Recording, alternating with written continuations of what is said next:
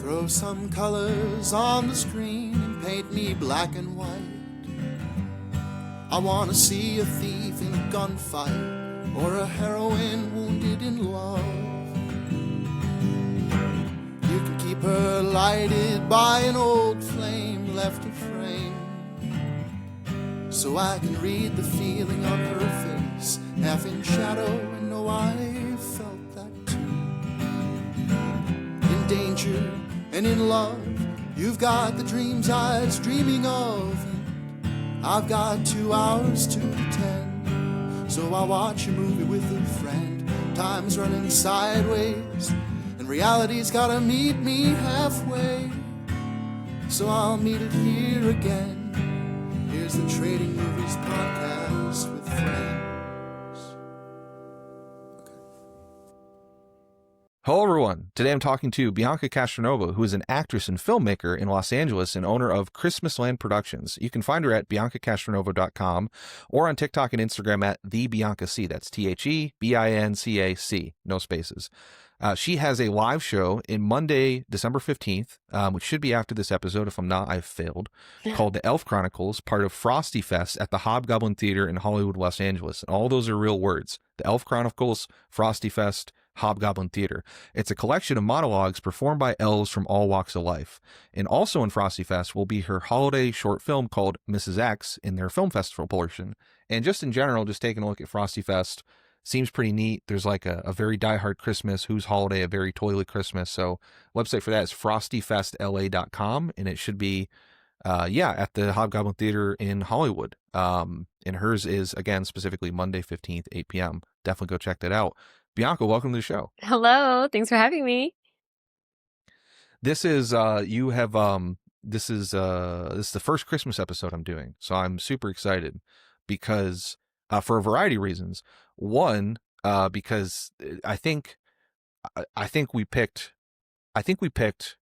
I'll just get in order. This is probably the earliest I've ever talked about like picks on the show. Normally it's like, as you know, listeners, it's like an hour of whatever, and then Bianca picked It's a Wonderful Life, which I think is the best Christmas movie ever made. And I picked Trapped in Paradise, which is my favorite. So very, all that's to say, I think it was very apropos to do these two movies as the first one. You got the best of the favorite. And then also, which we will be getting into, I just want to preview this.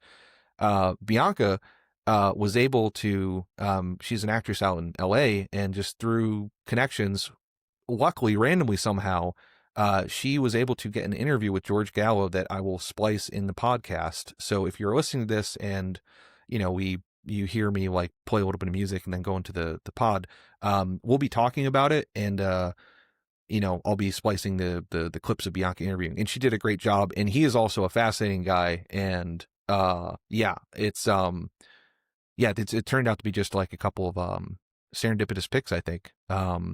Because he is, like him, one of the things he says is he has no problem with sentimental values. One of the reasons I'm going to probably do a few podcast episodes is I also have no problem with sentimental values. I love sentiment. I love, melodrama. I love over-the-top emotions. And I love Christmas, to be honest. I love the Christmas season and Christmas movies.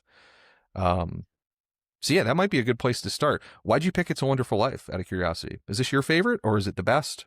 Oh, yeah, this is my favorite Christmas movie, and probably one of my favorite movies just in general of all time. I just love it. Oh, yeah. I totally agree with that. Yeah. Why did you pick Trapped in Paradise? It's my favorite underseen one. Like, okay. I don't know. I used to think like there wasn't a difference between best and favorite movies. Like it's always like, I always was curious when people say like, oh, I love that movie, but I know it's not the best or whatever. I wouldn't say it like that. Like I think I think legitimately it's just an incredibly well-made movie. And generally speaking, I don't know if I'd call anything that I really like not a well-made movie, because like, I don't think there's anything describes a well-made movie. So maybe I kind of still do feel like this, but I feel like there's a different thing of like, it's hard for me to claim like, I think Fellini is like probably the best director that's ever lived, but like, and I love everything he's done, but like, it'd be strange for me, I feel like, to claim that like a Fellini movie is my favorite, because it's like, well, everybody should like it that much. Cause it's like, I don't know how you watch a Fellini movie in the same way as this isn't a criticism of your choice at all, but like It's a Wonderful Life. It's like, if you like, I don't know how you would watch this movie and not like it. So it's Yeah. like, so almost like favorite to me is like one that I probably disproportionately like more than other people, which would be Mm-hmm.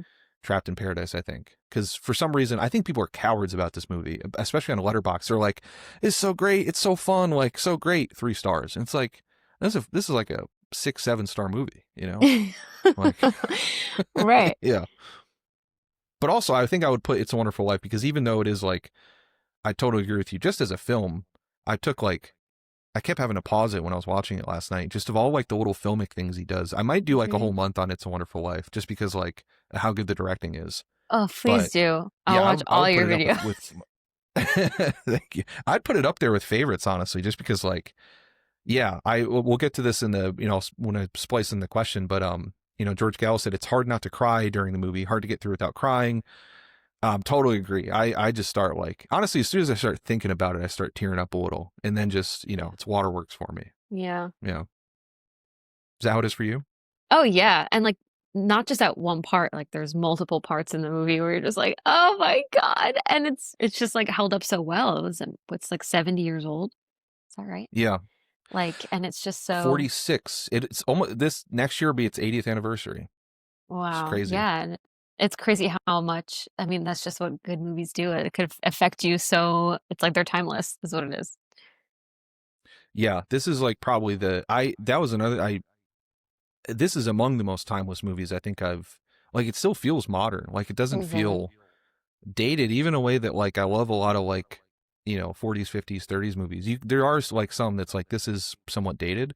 This Mm-hmm. does not feel dated at all. Like the jokes are just straight up funny. Like, it's um I think there's only like one or two parts that I would think like just like societally are a little dated. Like the idea of like, a not uber rich family like having a housekeeper, right? Like that was like probably the only like, what you see in a lot of movies back then. Yeah. Um, but like that's not like a, like a full-time housekeeper. Like, well, how are these people both broke and he's making like, $40 a week or whatever? Like, it's not implied to be like a heavy salary. It's implied to be like, like a working man salary that he's making. Mm-hmm. Um, I mean, but maybe yeah, that's he just has like like yeah. goes to show the gap, how like different the middle class is between like then and now. Like maybe Yeah. middle class back then was like still had money to have like a housekeeper, and now middle class is like just a different, totally different. The other thing too that Yeah. that make I love it, but it also doesn't hold up is the fact that Mary is like she's an old maid. I'm like, oh, that's just the worst thing you could possibly be is a librarian and an old maid. Yeah. That is yeah, that is yeah, I took like a 2-page note, like I sprained my thumbs typing about that whole scene. Hmm. That I love that the Potterville scene, which interesting. So for like, there's a whole bunch of things I'd want to say on it, but like, I don't know what like on Amazon Prime for whatever reason, like they have an abridged version. The black and white version is the abridged version, and then the full version is the colorized version. But for whatever reason, like the abridged version, I think like gets rid of all the Potterville stuff. And apparently, like because of this movie's production history, like and because it went to the public domain, like there's like different versions out that aren't really like Frank Capra's actual version. And so when I was looking, Oh, I thankfully I um got the DVD from my parents that had like the full original version, but like they cut out a lot of the Potterville stuff, I think, in the abridged version, which is like seems crazy to me because it's such a key part. And among other yeah. things you said, like it's interesting seeing like the way they depict like what a negative society is. Hmm. Or like, how it's changed. And I do think like, yeah, that like the idea of like being an old maid librarian, I think like probably the positive reason or uh, the non-cynical reading of it would be like, well, her dream was to get married and have kids, and so it's a Right. failure of her. Like it's not Hmm. like it's a failure of like her dreams. Right. Right. Um, which is a legitimate choice, and plenty thing. I think in context with all those other 1940s movies where it's like, oh yeah, all women should be have 4 kids and be, the prim proper homemaker. It is sweeter to think You about know, it that way. Like yeah, George was like her guy, and if she didn't get George, then if George wasn't there, then she's just alone, which is sweet, kind of. yeah, yeah. I think she looked pretty anxious coming out of that coming out of that library or coming out of the library. I also kind of wonder, you know, just like sort of metaphysically, like, is that a full existing alternate universe? Because like, I think it would be if those people just have to exist now and George just disappears from it. And it's like, okay, there's this crazy guy that came into town that knows, like, that's, how would that not be like the biggest news story in America? If like he just, no one knows him, but comes in and knows everyone's name, and they just throw him in jail and probably a mental institution or shoot him or whatever. Or he's just like, you know, found frozen on a bridge. But like, that would freak me out if I was walking out of, I guess I don't have a job, but if I was like walking, you know, out of a job, and like someone came up to me like, "Oh, Jeff," and just started hugging me and trying to kiss me, like we were married, like, "Oh, you gotta bring me home," and I never had met them and they knew everything about me, that would probably freak me out for life. So I kind of wonder like what the Potterville, you know, universe is going through. Right. I'd be sent into psychosis or something. Yeah. Do you think that like um did you find anything like particularly like interesting or strange about like how they chose to portray sort of the bad society? Because like it looked pretty fun, to be honest, like half of it, like the Yeah, I thought it was interesting how it was lots of like girls, girls, girls, uh like strip clubs, and it felt very like like a little like Vegas, and I was like, well, Vegas is a Mhm. great time, but I guess that also is like what you're talking about with like the societal standards and stuff, like that was all more looked down upon, like, you know, the big city things. Mhm. Um, but yeah, I don't know. Yeah. I had a theory, like I think it was like I'll probably do a video on this, so apologies if you hear this podcast episode and then after you see my video, but like what I thought was interesting, because you're in LA. I used to have to Mhm. travel to LA, not LA, but Orange County a lot for work. And I specifically stayed in Irvine probably every 6 weeks for like 3 or 4 years or 5 years. Have you been down to Irvine? Mhm. Like Orange? Okay. I don't know if are you from LA or are you from, I'm from New Jersey. that's where I thought, yeah, I thought I saw something on that. What part of, my dad's from Jersey. What part of, my dad's from West New York and like all over North Jersey, like right across the river. Oh, okay, cool. I'm from more like central, like Monmouth County by Six Okay. Flags, that area. Okay. Millstone Township is where I'm from. So you're from like, this is Freehold. like trapped in paradise. You're from like Pennsylvania, Jersey. Kind of, yeah, like middle of Yeah. nowhere, like horse town, which is why I really enjoyed it too. Because I'm like, if it's an East Coast like buddy comedy, I have to buy in. Like, this is my people. Yeah. Yeah. Yeah, absolutely. That's yeah, there's my dad, I remember explaining to me one time, there's New York Jersey. There's not really a Jersey. There's like New York Jersey, there's Philly Jersey, and then there's like I guess he might have called it like bumfuck Jersey, or like no offense, like it's No, like rural. literally bumblefuck. Yeah, I mean like horse town, Yeah. like middle of nowhere. It's the Garden State. Yeah. Yeah. That's cool. But yeah, so in Orange County, in Irvine, for those of you who don't know, so Irvine is named after I believe the Irvine Company, and the Irvine Company owns, I think, still probably every part of Irvine. So it's like, imagine going to a town where I think one company owns the entire thing. And it's like there's no billboards in Orange. I think it might be an Orange County thing, but there's no billboards in Orange County. Orange County was like, you know, one of the first like mega suburbs of, I believe, of Los Angeles. Um, and like it's a strange place, but there's the place I always compare it to is there's an episode in Star Trek, I think it's like season one, where, because I always remember it because Wesley almost dies and I hate Wesley, so I'm like rooting for him to die. um and like, but he like, it's like a society that's like this perfect, allegedly perfect society where like everyone's like in shape and attractive and, you know, there's no crime, whatever, but if you break a law you get killed immediately. Like if you walk on the grass, so then the thing, like I think Wesley like falls on the grass and like, well, you got to die.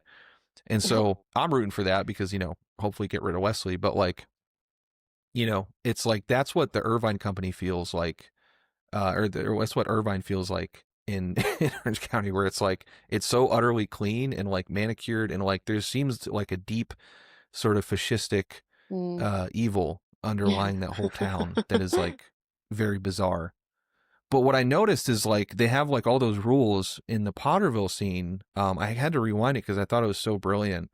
Um, the thing I noticed is that it it felt like so insanely relevant to today, because in the midst of like girls, girls, girls, and like, go-go dancers and like, clubs and all that, almost every shot where they're showing one of those signs also has like a restrictive like thing along with it, like no parking, or I think there's like literally like no dogs allowed, no loitering, keep moving, no left turns, and there's like 6 or 7 no parking signs. um and it's just like over and over and over again, like while they're showing like this sort of alleged freedom, it's like underneath it is like a very like deep sort of like um I guess societal like fashion. It's like, it's not like a, Hostile. yeah, it's not like a, like where there's like it's not like where there's like freedom of like gender expression and like, cultural expression or whatever, and like this is by the people. It's like this is sort of manufactured vice to corrupt people Right. in a So way that's like corporate and capitalist, yeah, in to a way make that reminds money. me of like sports gambling on phones. Like Mm-hmm. that would, I think, be the sort of modern thing of like, I'm not against sports gambling, because like I think people should be able to do whatever, but it shouldn't be like 90% of the ads now and on your phone where you can just go bankrupt, and people are going bankrupt, and it's just like, it's not really like a freedom that you have. It's like a freedom that you have to like get addicted and fall into debt is like the only sort of possibility. So Yeah. that's kind of how I took it, which I was kind of brilliant in a So way, I brilliant. thought. Yeah. There's so many little things Yeah. like that, like just visual things that just show what a great filmmaker he is, like showing, not telling, you Yeah. know? Yeah. Yeah. In a way that, yeah, there's all the paintings, I think of the house and everything too. And the way he sort of slips them in the frame. I think he like slips in a frame of Hoover, and like the Potter has like these like big paintings of himself. But then like when Stewart is like at his most American, he's like right over a painting of Lincoln, which I thought was kind of fascinating. Mm-hmm. I always like looking at the art on the walls. Yeah. I Yeah. loved when they showed the his dad, Mr. Bailey's portrait, and it has like the little plaque under it with a quote that's like, all you can take with you is that which you've given away. Like just little Yeah, things that like that. I wrote that quote down. I started, yeah, that one, and then "No man is a failure who has friends" were Mm-hmm. like two of the, I just, yeah, I was balling during those. It was interesting because I didn't like so Frank Capra, actually, I watched it a couple weeks ago. He directed, I think he won the best director Oscar for a movie called "You Can't Take It With You," which ostensibly is like literally, I didn't end up really liking that. I thought like that one, where it was like almost too hard for me to get into, because like it just had like this sort of weird sort of like uncle American politics, I thought, in that movie, which was kind of weird. I just Have you watched seen it. that one? I just watched it right Okay. after It's a Wonderful Life. And obviously, I think It's a Wonderful Life is better. But I thought it was very fun, and I did think there was a Mm, lot of similarities. But cast too, and it was fun to see Mr. Potter play like the complete opposite guy. yeah. And the Raven, I'm like, I love how he just recast all these people that he loves, Jimmy the including the Raven. bird. Yeah, Yeah. which I looked Apparently up. Jimmy the Raven. Oh, go ahead. You're probably about to say the same thing. Yeah, I was like, why is this Raven? Like, is it, I thought it was his pet or something, but apparently he was like just so amazed with like how good of an actor this bird was that he kept putting him in all his movies. So But cool. I get what you're saying on like it was also a stage play, so I'm like maybe that kind of was like Hmm. plays into it a little bit. It's like a little more like I don't want to say hacky, but like a little more like but like that kind of thing. Whereas It's a Yeah. Wonderful Life feels a little more like grounded, but I do love how which It's a Wonderful Life has as well as like this sense of like play, like how silly all the adults are and how Hmm. like carefree they are and like all the little bits that they have. Like I love that because that just feels like human, especially in an older movie too, where you kind of have this idea of like everyone was a little more like a little more stoic, a little more serious. And I was like, no, everyone was just always like wants to have a good time and be silly. Mm. And I think he captures that so good, so well. Yeah. That is, yeah, I think. I totally agree with that. I think some of it was from, I'm trying to remember my review of it. It was like, I think some of it was like the characterization was I thought they should be sort of like a lot weirder in, like the specific characters in, You Can't Take It With You. I thought should have been a lot weirder. Um, Weirder? in terms of like, yeah, like being like outcast. Like there's like a, this is going to be insulting to probably a lot of theater kids, but I don't mean this too badly.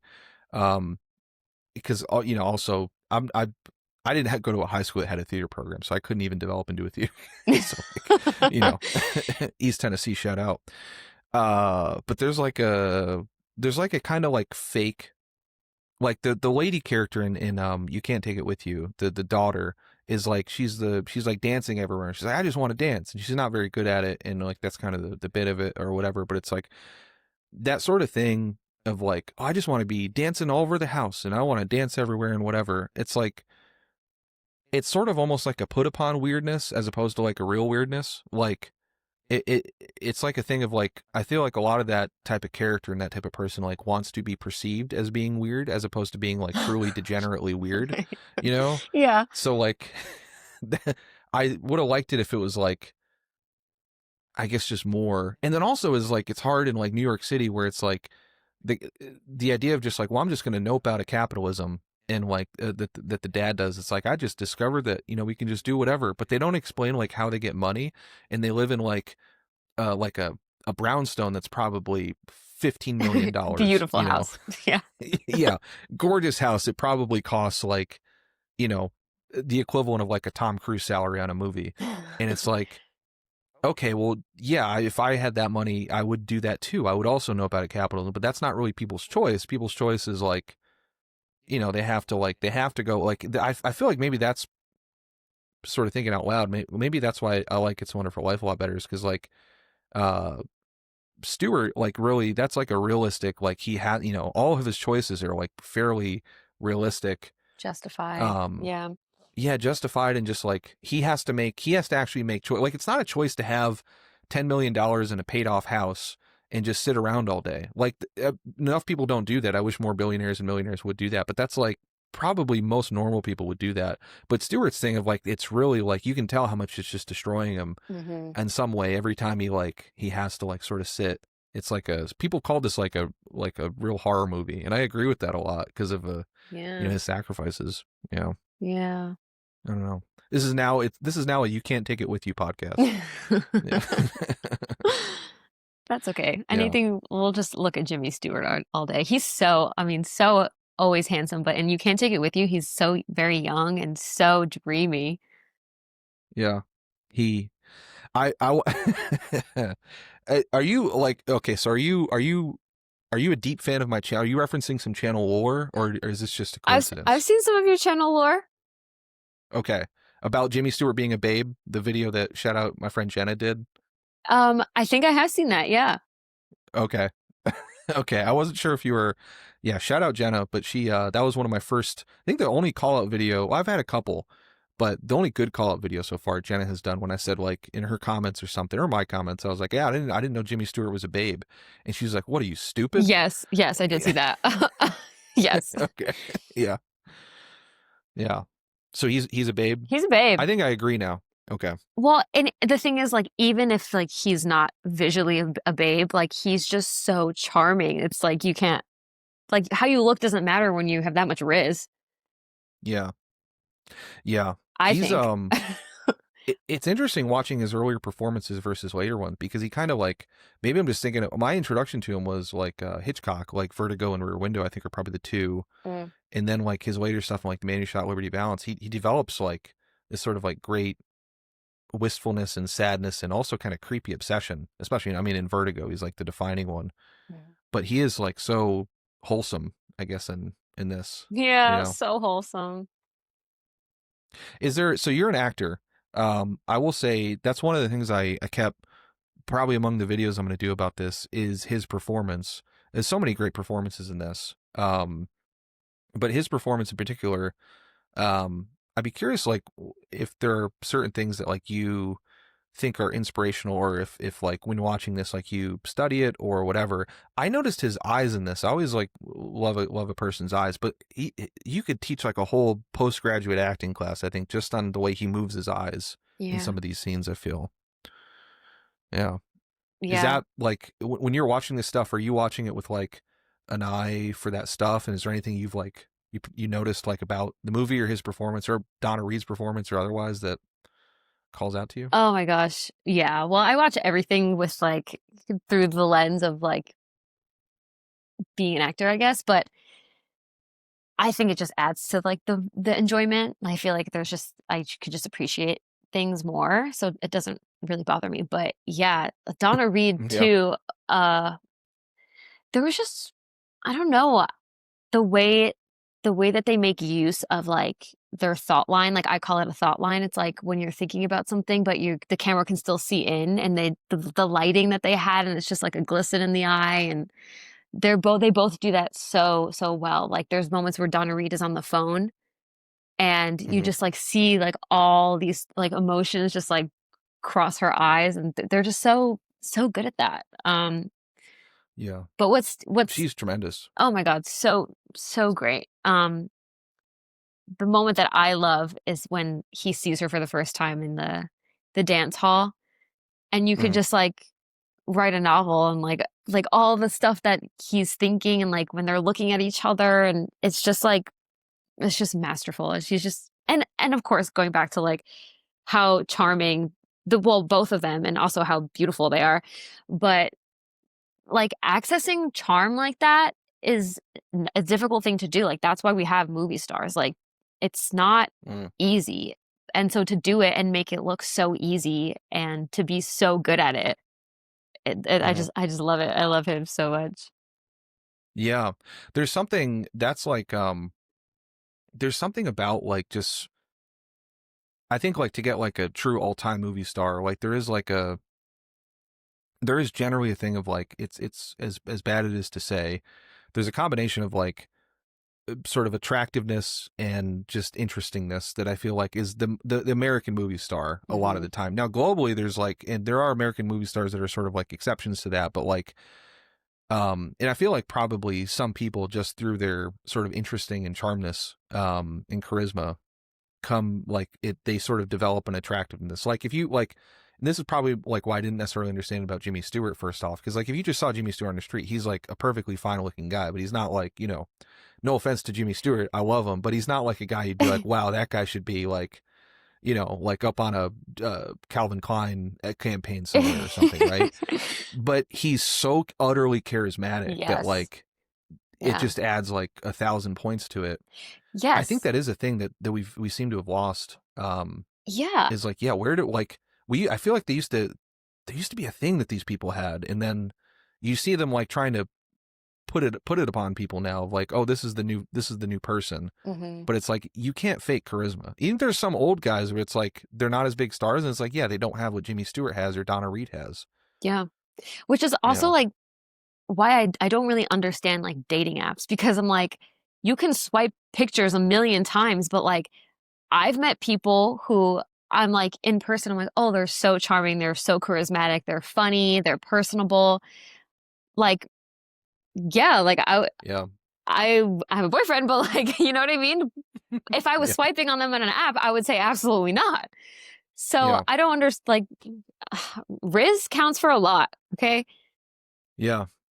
Yeah, I need to figure out a way to get my TikTok. I feel like I do better on my TikToks than on the apps. Like, you know, if you just like the pictures of this, like, you know, not too well, but Well, it's the just like hard. Like yeah. personality doesn't come across in a picture really. Like, and that's Yeah. so much of like what connects people. Yeah. I'm also like I don't know how to pose for pictures. Like in my friends, like I'm always the one taking the pictures too, so I never have any good pictures. Like that's the photographer's like tragedy, right? It's Yeah. like they never get any good pictures of them. Even like, yeah, a couple times like my buddies been like, "Oh, well, I'll take your picture." I'm like, "But you didn't like tell me to pose like and Right. Help shift me. it, like move me into the light. Make Like me look I need like a good. big monitor." Yeah, Yeah. yeah. Shoot me like I'd shoot you. I make my friends look beautiful. They don't, Yes, me too. you know. I always have my film camera. I'm always taking pictures of people, and then there's never any good ones of me. Yeah. It's a curse. Bastards. Yeah. Yeah. That would be a app idea for that, I guess. It should be one that like connects photography. Like, it should be like a swap meet for like photographers. You know, people who can take pictures should, you know, yeah. That's that's a great. So actually one of the other among the many, like, this is real. I mean, could spend so much time just like every single performance in here. I mean, it's like part of the thing with this is like, so I mean, I would do terrible things to be able to go on a date with Gloria Graham, just because I love her so much, and like she's just like, having her as just like the other woman in sort of a bit character. It's like Who? she is. I Who don't know is if you ever this? seen Gloria Graham. Oh, sorry. She's in a Lonely Place. If you've ever seen that movie with Mm. Humphrey Bogart. Oh Oh, okay. Oh, yes. yeah, she plays Violet, I believe. Yeah. Um, if you want to see a Titanic performance, it's one of my top 5 favorite movies. She's in a Lonely Place with Okay. Humphrey Bogart. Just completely destroyed me. It's a 1950 film noir by Nicholas Ray, who did Rebel Without a Cause and Bigger Than Mm. Life and a couple of these other things. She's so tremendous in it, and it's like a um, it's like a film noir, but also kind of cursed romance between her and and Humphrey Bogart, where he's like the most miserable bastard in the world. He's like a failed writer.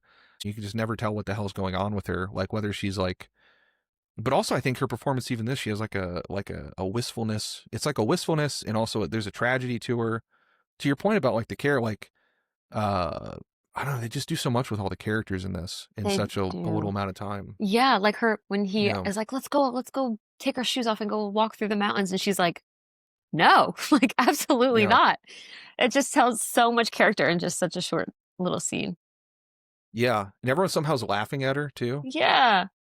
Yeah. Or laughing at, I'm sorry, laughing at like him. Well, they're laughing at her. She's getting kicked out in Pottersville, but they laugh at him as like, that's one of my favorite sort of surreal parts of the movie, where like he's like, "Oh, let's go," you know, "Oh, let's just go walk in the mountains," and they all like, somehow there's a crowd that's like sees him trying to rizz up Gloria Graham, Hmm. and they just all start laughing. Like, yeah, love that. It's so I'd good. love to be part of those crowds. If you're planning on trying to rizz up like someone who doesn't want to be rizzed up, I guess, in the way that you want to be wanting to rizz her up, let me know so I can be part of like a crowd of laughing. Not you, but audience. Yeah. Yeah, the happy mob. Yeah. Do you have a favorite bit character in It's a Wonderful Life? Is there someone on the side that you particularly, outside of like Stewart and Reed, that Oh, you really love? I love the uncle Yeah. who forgets everything. Thomas Mitchell. Oh my gosh, he just when he loses all the money and he's looking for it, and oh my God, it just like breaks your heart. You can just tell he's just like, oh, he was so great. Yeah. Do you know, I was trying to figure out, if audience, feel free to, and I'm trying to look this up. He does that. There's like a shot of like his hand thing where it's like he might be an alcoholic. I think they might allude to like him not being, he has like some string on his hands. I don't know if that's like and I think Stewart also references like, oh, you might have like fallen off the wagon or something. Oh, I don't know. I thought the strings were like he would tie a string to remember something, Mm.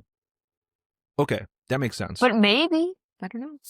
Well, so speaking of character actors, so that guy, Thomas Mitchell, I don't know if you've seen him in anything else. I don't know. Um, So asked my housemate this earlier today, but can you name like modern day, like, is there an actor that you would like go to the theater to see them play a drunk guy, like that's so good at playing a drunk guy that you'd be like, oh, he's gonna be drunk. This is sick. Oh my gosh. There's like probably not, like, it's a hard, like, there's not like a guy known as like the drunk guy that you can sort of call in and pitch in, I think, Yeah, today, or like the drunk gal. there's character actors that I think of, but like they're almost like beyond just that. Like, Yeah. they're like too big to just be the drunk guy. Yeah. But yeah, I don't know. Thomas Mitchell, like, he is like, I think part of the reason like this movie is so good is like he is like the Michael Jordan of drunk guy playing drunk. Like he is as good at playing drunk as anybody has ever like been as an actor at anything. And like there's a movie, he won an Oscar, he won his Oscar for best supporting actor in Stagecoach with John Ford and John Wayne, playing like the drunk doctor he won Best Supporting Actor for it. Who's like a drunk. It's like also kind of a Christmas movie. It's like he's like a drunk doctor who like has to like to help deliver this baby. And he's just like kind of sort of he's like sort of the moral center of the story. But he's in that, and then also in other John Ford movies. Like John Ford made a bunch of movies about Irish people, but like he would just play these drunk characters over and over. Where like I think at that point like people knew that like he was just like such a titanically good actor at like playing a kind of like sort of losery, forgetfully drunk kind of like, you know, What a that legacy. yeah. Yeah. And Wow. just to be able to have that, you Yeah. know, just be able to like pop that in a movie. Mm-hmm. The other couple movies like The Fugitive, where it also by John Ford, in The Long Voyage Home, he gets a chance to like stretch his legs even more than this movie, and he's just like he's just fucked up in both of them. They're so tremendous. Yeah, Yeah, he's I don't know. There's great. like, I think to your point, that's like probably one of the first scenes I start crying at is when you see all the animals in his house, which I think is Yeah. I can't handle that scene when he's just like so sad that you don't see him for a while. Yeah. He's such a Directing wise, what a good way to show like that he's deep down a good character, right? Mhm. And that he's, you know, Yeah. yeah. Yeah, that's what I'm saying. Like so many little visual things like that, even subconsciously, like you pick up that just say so much. Yeah. Lionel Barrymore. I mean, just Ward Bond too. He's another guy in all those John Ford movies. The cop. I kind of like the I was reading on the Wikipedia that people think that's where the name Bert and Ernie came from. Like those two guys. I didn't know that. When they were saying that, I was looking into that because I was like Bert and Ernie, but apparently they're like they deny it, the Sesame Street people. Mm. But Yeah. I don't think that's a coincidence. Yeah. Yeah. There's man, just what a movie. I get like there's a famous Twitter clip of David Lynch watching this movie, and like he just has to have a cigarette because it's like just hitting him so hard. Yeah. I think about that when I watch other movies sometime. And but then yeah, this whole movie I was like, I should have gotten a pack of cigarettes because I'm just immediately just like it's too intense. Yeah. It's so intense great to watch. Yeah. Okay, so Trapped in Paradise then. What are your thoughts? Did you like it? Did you not like it? I liked it a lot. I thought it was very silly. There were so many just like little one-liners that I thought were so great. And which I kind of asked George Gallo about too. Like their performances are so ridiculous. Like Dana Carvey's voice, like I don't know how he came to that choice as an actor, but they just do such silly things that I just like really, really enjoyed. And I think it's like such a silly comedy that you like, why not see how far you can push things, all of it. Yeah. But yeah, I liked it in a lot. different ways too. Like, that's Yeah. like they're each like different. Like Carvey's like very much my mom always says that she thinks he's doing like a lot of Groucho Marx, or not Groucho, I think Harpo, one of the Marx brothers. It's been a while since I've watched the Marx Brothers movies. And then Lovitz is, the pathological liar and, the charming rogue. But then Nick Cage too, like normally he's the crazy one, but he's having to like play this sort of like, which is kind of funny because you get to see him in tension, I guess, because you can tell he wants to explode the whole movie, but he just has to stay pent up. Yeah. And even like his opening scene when he's coming down the subway stairs and he finds the wallet with all the money in it, and you like he physicalizes being torn. Like he wants to be on the straight and narrow so bad, but like this just fell into his lap, and you see him like do all these weird physical choices. Like it's just so great. Yeah, that's a great point. That's like same with like Stewart in It's a Wonderful Life. Very much like they tell the story. There's so much of It's a Wonderful Life that is just told in the eyes and the movements of them, which I think they, Donna Reed and him do so well. Yes. Also, going back to It's a Wonderful Life real quick, one thing I did want to say was I think Clarence is gay. Yeah, I could see it. Like for sure. And I also kind of love that they would make the godly figure gay or like queer or like, oh, he's got what does he say? He's like, oh, he's got a nice face. Like, I don't know. I just like, I just feel like, liberal filmmakers strike again, even back then. Like, Just trying to Yeah. like slide that in there. I loved that. Yeah, I totally. And Capra, he's such a like. So I think he is. I also kind of like the Bert and Ernie, like the scene where the guy kisses Ward Bond, and then the Oh, other guy. It's like there's something going on there. Like there's a little bit of yeah. I I mean, hope they married. right? And even like if not that, like just like such non-toxic masculinity of like they're friends and they're helping their other friend and they're like it's like I love you and that's I'm gonna give you a kiss on the face. Like who cares? I love that.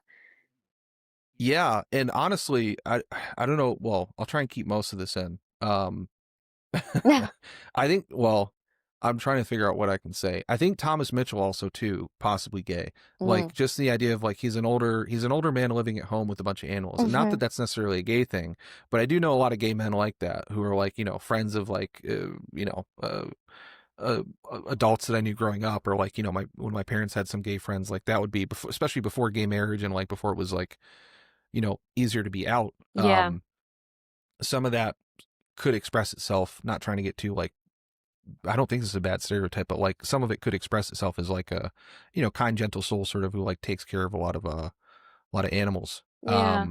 sometimes.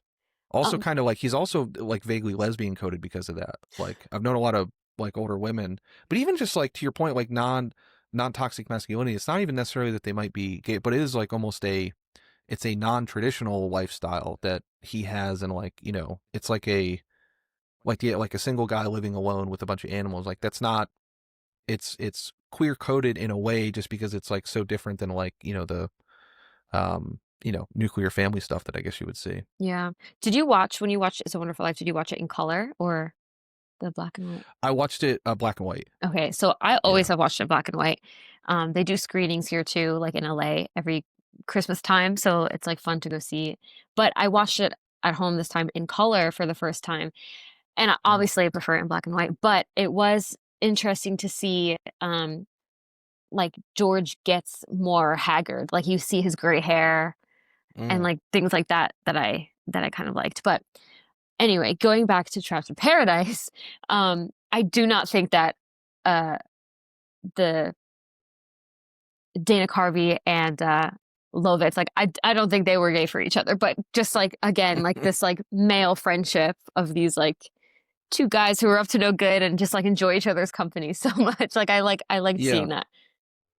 It felt very I mean, to your point, like they were brothers, like ostensibly in the thing, but like it was a case, like talked about on my channel a couple times, where like in the old days you would like portray people as siblings who like have more of a who were queer back then. Like famously in The Lodger with Laird Krieger, he's like talking about how beautiful and like handsome this like guy is, and it's like, and he's my brother, and it's like, where no, it's not. It's like not. He's like, he's like, he has such beautiful lips, beautiful eyes, and it's just like this picture of this really attractive dude that he's like killing women because he thinks that they hurt his feelings or whatever. But it's like that was his boyfriend.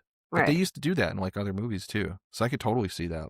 Especially at the end, it's like because they kind of do that of like you know, when the mom says like, yeah, you're getting yourself a girlfriend, right? It's like, when are you two guys going to get hitched? It's like, we're not even dating or something like that. Like I think he says. Yeah, I love when the mom's like, just pretend you don't know each other. And he's like, hey, do I know you? So the mom was so great. Yeah. Yeah. Speaking of bit characters, that's another thing, about, yeah, Trapped in Paradise, that all the small characters, I mean, what a legendary cast. Hmm. I forget what else I've seen her in. I feel like she was in like other stuff I've seen is just like sort of the cranky mom. Yeah. Um, Just like looking for comparisons between the two movies, I was like, oh, they both movies have just like this cute little old lady in a bank. Like in mhm. Trapped in Paradise, the little old lady who's like, my husband owns the bank, like stuttering, and then It's a Wonderful Life when she's like, can I just get 1750? And he was like, like I love you. Like, sure you Yeah. could get 1750. Like, so great. That lady's so good too. That is Ah, I think that's Angela Patton, I want to say. so so great. Yeah, she's great in That's a Groundhog moment Day. too that I'm like, oh, just rip my heart out. Yeah, she's tremendous. She's Groundhog Day, she's great, and I think I can't remember who she was in the Wedding Singer, but I'll love that movie too. Oh. Yeah. She there's one thing, so my mom pointed out um that shout out my mom, great eye mom. The sort of one of the more direct connections, a little moment, just kind of a they played up more in Trapped in Paradise, but she was saying, she's like, oh, I always remembered um the scene where the guy's gonna spit tobacco in It's a Wonderful Life and doesn't, because it's like Clarence says he's an angel. I think that's I should have asked George, or I should have remembered to ask George, like was that one a direct reference? Because in Trapped in Paradise, the guy's about to spit on the floor, and then Richard Jenkins is like, don't, and then he has to like swallow or whatever. Yeah. It like makes a slight parody on it, That's a which great catch. That scene yeah. too, not to keep going back to It's a Wonderful Life. Um, I watched it with my sister for the first time, it was her first watch, and she caught that they play Twinkle Twinkle Little Star a couple times when Clarence is talking Mm, in that scene, and I was like, "Oh, how magical is that?" So good. yeah.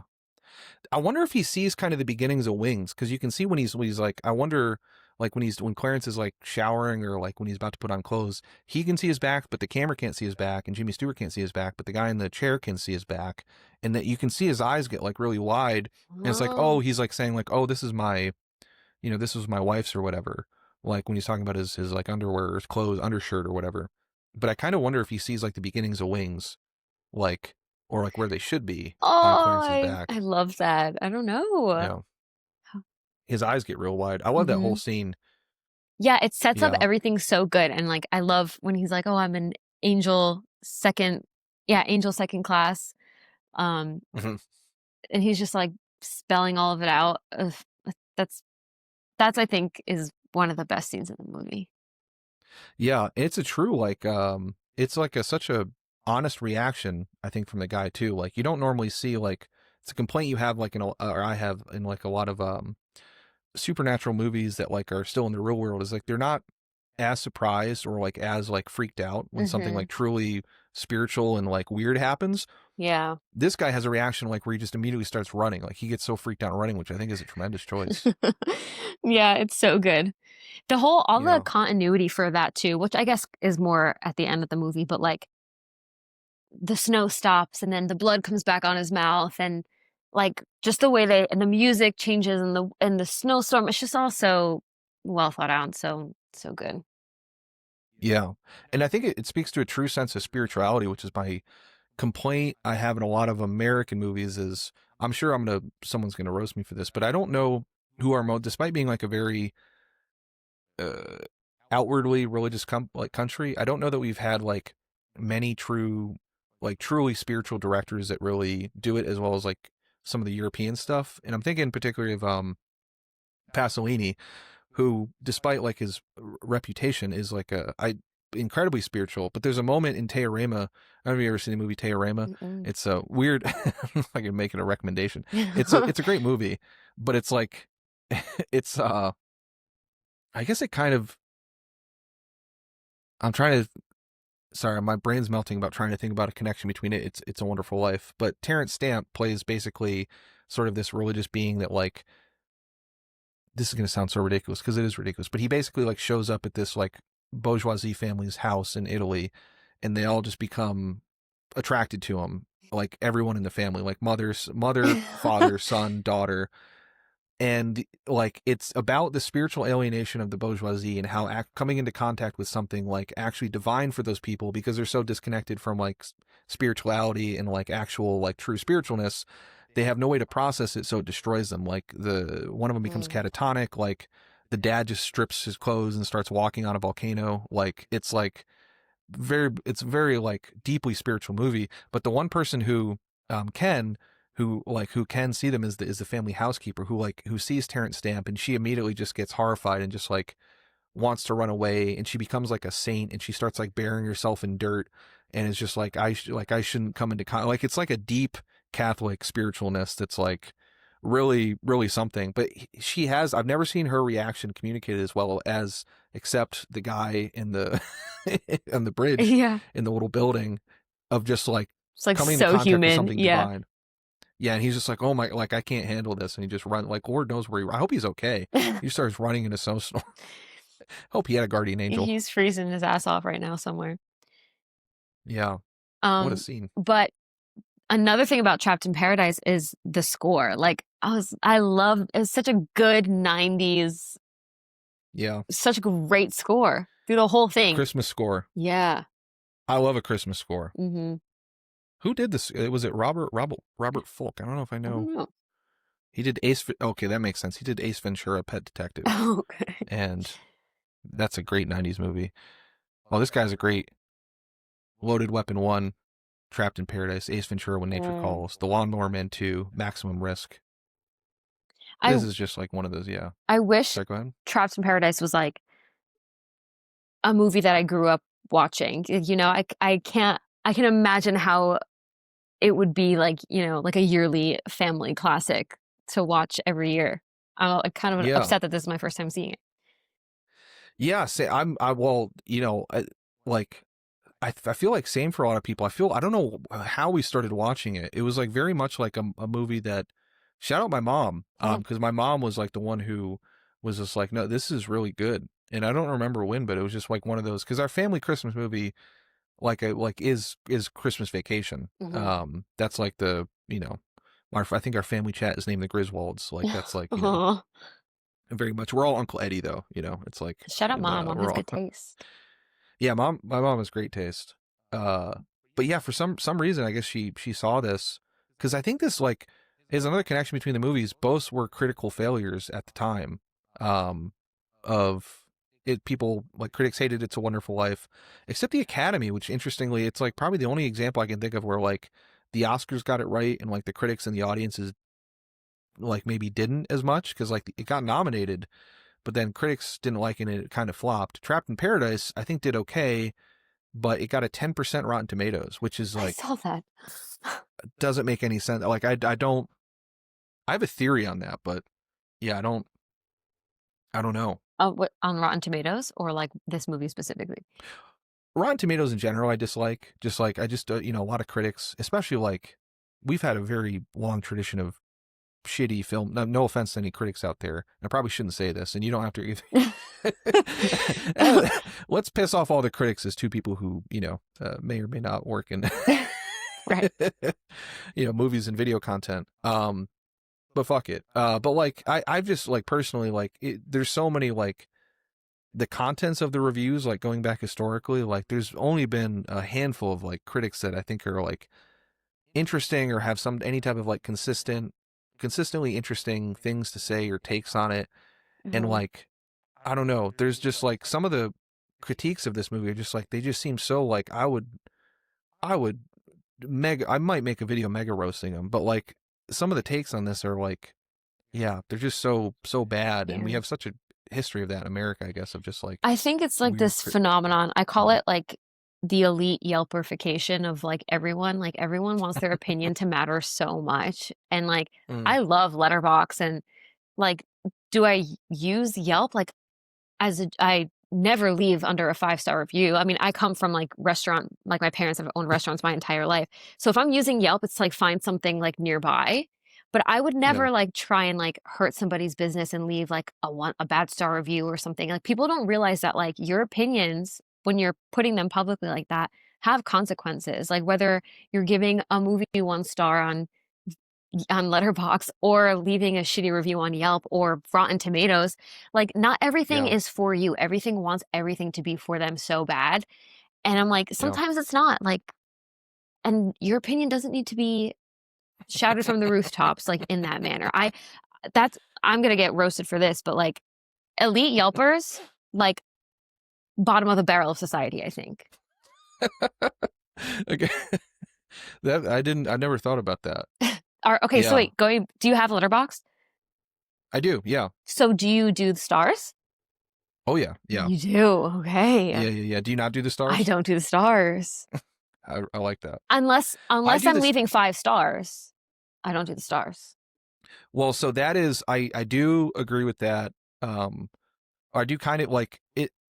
So if you look at my letterbox is like, so I'll just give you the last ones. It's like, and I haven't updated a couple, but 3.5 stars, 6 stars, 6 stars, 6 stars, 6 stars, 6 stars, 6 stars, 6 stars, 6 stars. My scale goes up to 7 stars. So I like, you know, it's not just 5. I do, if it's 5 and a heart, I'll do that. 5 stars, 3 stars, 3 stars, 5, 6, 6, 4. So like mine is like, I think someone called it like a stairway to heaven one time, because it's like, yeah, I don't know. mostly end up like it's very rare for me to dislike a movie. Yeah, and I'm like, Yeah. I'll leave a star review if it's like old enough that like everybody involved is like no longer with us. But like Mm, George commented on this too. He was like, it takes so much work to make even a bad movie. And I'm like, who am I to like be on the internet roasting it? Like I mean, everyone's entitled to their opinion, but like I don't think what I have to say is like important enough to like do that. I don't yeah. know. I don't judge people who do, but I guess it's also being in the industry too. I'm like, let me not piss anybody off. Yeah. I get that. I'll be curious, like, because I definitely want to like do more stuff in film and, you know, work on like if it'll come into because I don't know of many people who have like very public letterboxes. I think there's a couple people who have like had letterboxes that were fairly popular or otherwise, and then like kind of stopped it. Hmm. But I'm like, I think the only movies that I really like, I think the only hate watches I do, or not hate watches, but like hate reviews. I think the big one I did was for Weapons. I really didn't like Weapons. Um, but that was, I think like the like with more responsibility comes more, like I would never do that to like something that like cost $1 million to make or whatever. Like it just wouldn't offend me as much, Right. I guess, Yeah. unless like it'd be hard. But like if something like got that much money to make and then like They're gonna be fine. uh, yeah, yeah. Like he's like one of 5 people in Hollywood that has Final Cut. Like, Right. and most people like the movie, but I just yeah. I think I held back on Sinners. I didn't really like Sinners. I think for a lot of reasons, Dude, I loved but Sinners. yeah. Yeah, I'm definitely definitely alone, and it was a lot of aesthetic stuff for me. Of like, I hate the way he films conversations. In contrast to something like this movie, where like every conversation he has in that movie is just like shallow focus close up, shallow focus close up, shallow focus close up, Mm, shallow focus close up. It's just ping ponging back and forth, as opposed to like with Capra and like a lot of these old directors, like there's much more of like seems like a thought out plan and like a more interesting staging of all the conversations. So like a lot of the stuff with Sinners was like aesthetic on that sense of like it just kind of drives me crazy the way he shoots it. mm. But Um, isn't I feel like you that know. plagues like a lot of content these days. Oh yeah. Yeah, and there's like specifically they're even being like told um filmmakers in general by like I believe by like Netflix and other stuff because like some of the even like the compression algorithms for streaming, a lot of what they do is kills me and I like makes me want to blow my brains out. But Yeah. like they'll specifically like lessen the amount of out of focus content. Hmm. Like or they're like compress that more than they will the stuff in focus. So it makes more sense to keep the stuff into focus. Also, if people are watching it on like the smaller screen, most of the people on phones or whatever, then like it makes Yeah. you can just see a face. It's But so then you lose stupid. so much stuff like this movie, like the no parking, no loitering signs. Yeah. And And like there's actually a point. Yeah, oh, sorry. Go ahead. no, you keep going, keep going. Oh, I have a bad habit of never letting the guests talk. Um, so, No, you're fine. like when in Sinners, one of the main scenes I hated, like when the daughter of the grocery store lady, when she goes across the street to like get someone or something, um, they're doing the shallow focusing where it's just on her and everything else is blurred out. So you get no sense of the town and no sense of the environment that they're living in and how that might affect it because like everything, you can't really see anything. You just see the back of her head as she goes across the street. In Mm, contrast to this movie in Potterville, when he's running down the street or otherwise, it gives it an environmental storytelling because like you see all the signs and you see like how he's engaging with his environment. So it's just like yeah. small stuff like that drives me crazy with a lot of, yeah. Yeah. I was thinking about that with the scene where they're in the taxi cab, like it's the driver and then George and Mary in the back seat and it's like all three of them are in the frame, but it's like there's like depth because they're in the back seat, but you see all of Mhm. them and they're having this conversation and I was like if that was filmed right now, they would be getting the driver, they'd be getting like over the shoulder of them two in the back, like it would just be so much less interesting than what it is. Yeah, that's a great point. I totally agree with that. Even that Yeah, there's a scene, lot of I'm go sorry, ahead. even that scene No. when he's in getting his suitcase and he's like I want something that's like this big and it's like you see his arm come out and like that depth and everything. I'm like they would never do that now and it's just so subtle, Yeah. it's so good. My favorite one of this, and I didn't notice this the first time, but like I literally had to pause and rewatch this like 4 or 5 times because I was so stunned by it. Is the scene where Stewart is I think his brother's just got back from college, and he finds out that he's going to have to stay at the bank Yeah. or the savings and loan or whatever. And he talks to his mom, and him and his mom go outside, and the final shot of it is so, like, I was floored by this. It's probably my favorite shot in the movie, in a movie with, like, 130 minutes of, like, Great just shots. the best Yeah. shots. Every shot is my favorite shot of the movie. But, like, of the focus thing, what he, like, him and his mom are in focus, and then Stewart steps forward and he remains out of Stewart steps in and he goes out of focus, and they keep the mom in focus while Stewart is, like, softly out of focus. And then, like, it's such, like, a, I talk about, like, perspective a lot in my channel, and also when we were talking about, like, the side characters, it was another thing. I'm not make this a sinner's hate cast, but, like, I didn't like the way a lot of, like, I thought a lot of the side characters were, like, underdeveloped or not in interesting ways. One of the ways I think this movie does super great is, like, that is, like, the mom's main moment in the film to sort of communicate her story, and Capra keeps it on her, where, like, Stewart sort of walks out of camera. He doesn't follow Stewart, so our perspective is with the mom. Mm-hmm. It's like a subtle hint. I was like, why is he? I was like, is this just, like, why is he just keeping the mom in focus and not Stewart as he walks in? Because the perspective had been with Stewart the whole time. And he, like, walks out of camera and then walks to the left. But then you finally realize we pull into the mom, and it's like a close up on her as it sort of communicates her, like, anguish and, like, this sort of deep upsetness on behalf of her son and love for him that, like, I was just floored by, because it's like that choice would never get made today. And I don't even know if I've seen it in, like, almost any other movie where it's just, like, it's a subtle thing of, like, this moment is about the mom as opposed to Stewart, because we're going to be with Stewart. Yeah. But we got to give her a chance to run. Yeah, that's a great shot. That's a good one. Yeah. I mean, everything. You know what? When you were talking about the taxi cab, it reminded me. I forgot how this movie's pretty horny. It's a pretty sexual movie. Yeah. It's a Wonderful Life. Yeah, there's, especially with Bert and Ernie, they're always like, when he's like, I'm gonna go see my wife, when Violet walks down the street, I'm like, oh God. I couldn't believe they got that in there. I know. Yeah. And there's another line too, I forget exactly what it is, but Violet's talking to the two men, and then she goes to talk to George, and they say something to her there too it's like such a great line delivery. The guy is like, we'll wait right here for you, baby, or something like that. And I'm like, oh, you men. Yeah. That would be me with Gloria Graham. I would wait there I would be there, like, that one dog outside that train station in Japan that waited for its owner that they built a statue of. Yes. Yeah. For her acting skills, she is very beautiful, but she's a great actress. She's so great. She's great in she's great in It's Always Tomorrow, or It's Always Tomorrow.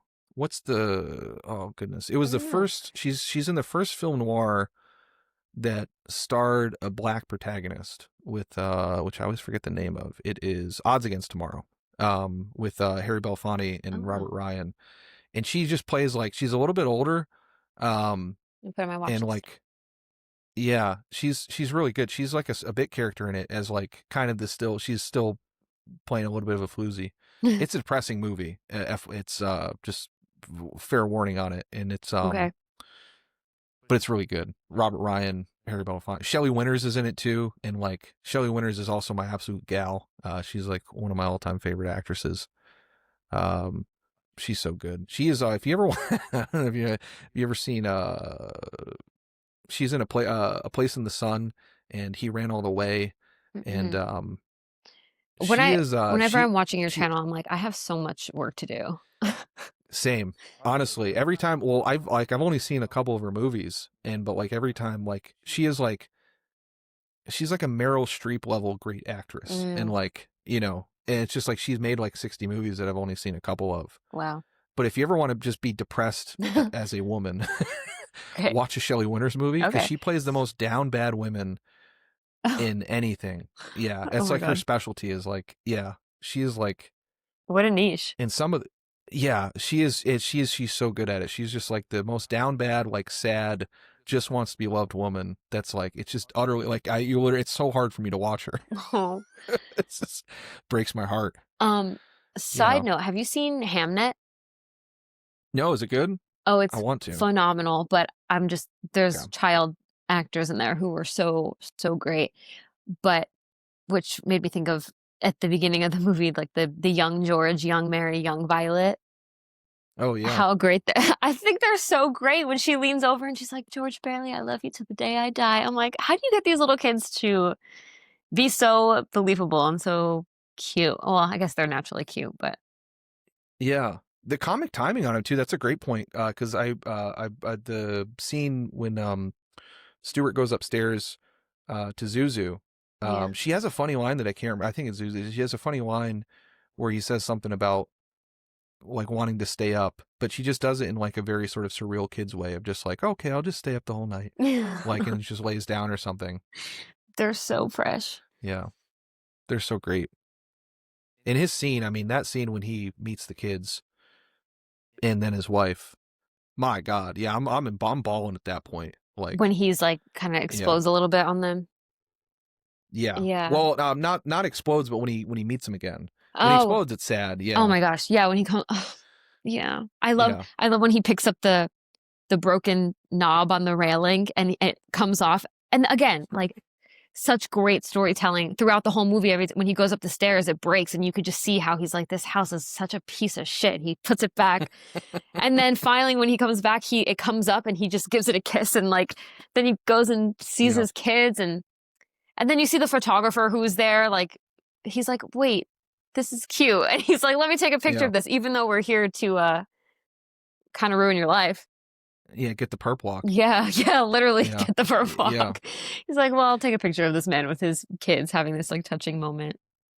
And they all give him money. They all end up like wordlessly, to your point. I mean, even to the point about like wordlessly communicating, they all give up money and just start singing at the end. All those guys, they're like, yeah, we can't arrest this guy. Oh, I know. Yeah. It's so good. The what was I gonna say? Oh, the the banister, which they reference in Christmas Vacation. So shout out that movie too, of like when Clark chainsaws it, which I always loved. The like the post on it when he's like going crazy. But I really like that one, and I like the car door. I was laughing my ass off at, because it's like broken in 3 different ways or whatever. It's like won't open, won't shut, and then it like won't do both. Like at the end. Yeah. Yeah. That's probably, one of the hardest I've ever laughed in a theater. Was when I saw, it was a smaller movie a couple years ago with Nick Cage, shout out. It's called something Heaven, or some like Cthulhu weird kind of smaller movie. I have no idea, but he's like it's like a newer one. He's like going crazy in this house. And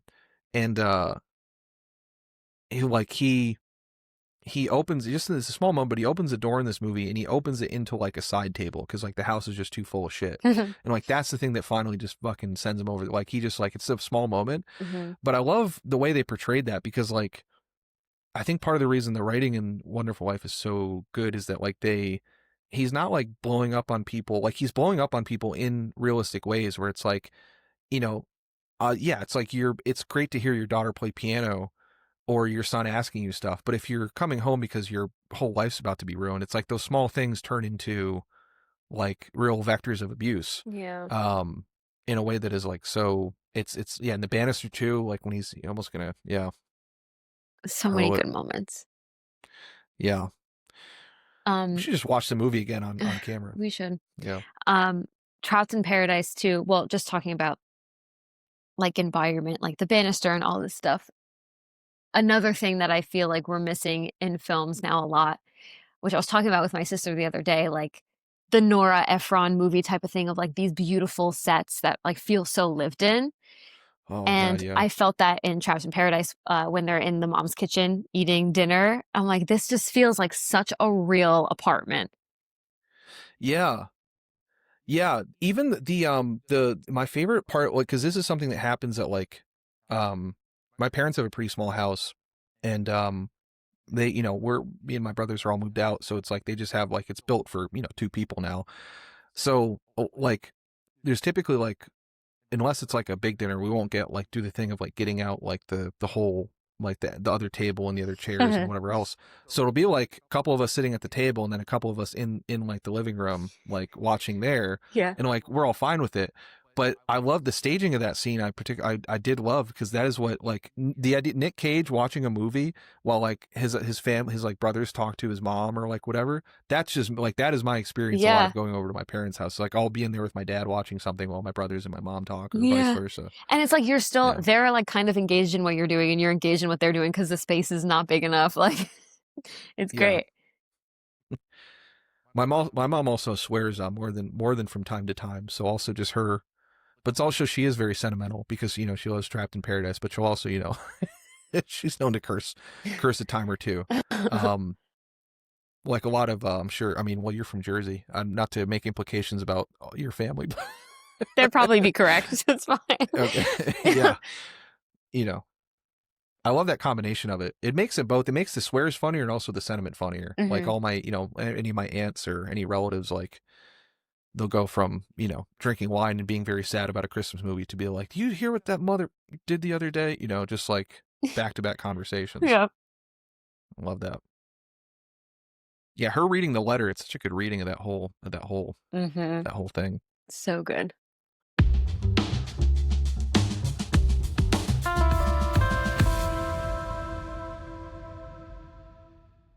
What were the film's influences? It feels like there are a lot of elements from It's a Wonderful Life, The Fugitive, and Groundhog Day, but he's curious if there were specific movies that were on your mind while making it. It's interesting. I definitely thought of It's a Wonderful Life. You know, I'm also a painter. I'm an artist, and I do a lot of landscape painting. I go out and paint outdoors. So I tend to like rural subjects. So in my travels through Pennsylvania, I got to become somewhat intimately acquainted with some of those small towns. And the one thing that I just could not believe was how nice everybody was. You know, they're just so nice and they're so sweet. And, sometimes I'd be painting on the side of the road, you know, like, and somebody would pull over and say, "Hey, do you need any help?" And I'm like, God, these are just like really nice people. So somehow the idea started to formulate in my head, what if you could make a movie about a criminal act in a small town and it gets thwarted by their kindness? Mm-hmm. So that's where it started for me, you know, like turning around the cynical souls of the urban criminal, you know? Yeah. So anyway, that's kind of where it started. But I was influenced by It's a Wonderful Life. I was definitely influenced by Preston Sturges was a director that did a lot of kind of these madcap kind of movies like Gulliver's Travels and Miracle of Morgan Creek. I love those movies. There was kind of a frenetic energy in them. And I was trying to capture kind of this is a crazy thing, but it's somewhere between Frank Capra, Preston Sturges, and, like a little bit of an urban vibe to it because of who the characters were, you know? Mm-hmm. So anyway, that's what I was going for. Which it kind of ties into his next question for you, too. He said, it's an incredibly beautiful and well-shot movie. How much did your background as a painter inform the cinematography of the movie in creating such a rich pastoral look? Well, thank you. I felt the same way about it. I worked with a cinematographer named Jack Green, and Jack Green shot just a year or two before he was nominated for Best Cinematography for Unforgiven. Mm. And Jack loved shooting stuff at night. Yeah. His nickname was the Prince of Darkness because he just loved shooting at night. And since the majority of that movie took place at night during a snowstorm, which, by the way, I will tell you, that's a much younger man's choice. Yeah. Today, I don't know if someone said to me, "Hey, do you want to go shoot a movie? It's all nights. You know, it's like 7-8 weeks of nights, and it's 40 below zero." I'd say, yeah, I think I'm going to pass. But to answer your question, yes, we Jack and I looked at a lot of paintings, a lot of Andrew Wyeth paintings, a lot of Pennsylvania Impressionist paintings. We looked at a lot of Edward Redfield paintings and Daniel Garber paintings. And we even looked at a lot of folk art, you know, like Grandma Moses and stuff like that. We were trying to get a kind of super Americana vibe. But yeah, I think it's a beautiful looking movie. It is, especially those nighttime scenes. You guys looked cold. Was it very cold out there? It was, without exaggeration, you could look it up. We shot it in January, February, and March of 1994. It was like, I believe, the coldest winter on record in Canada. Oh my we shot it. We shot it in Canada because we wanted to make sure the snow was on the ground the entire time.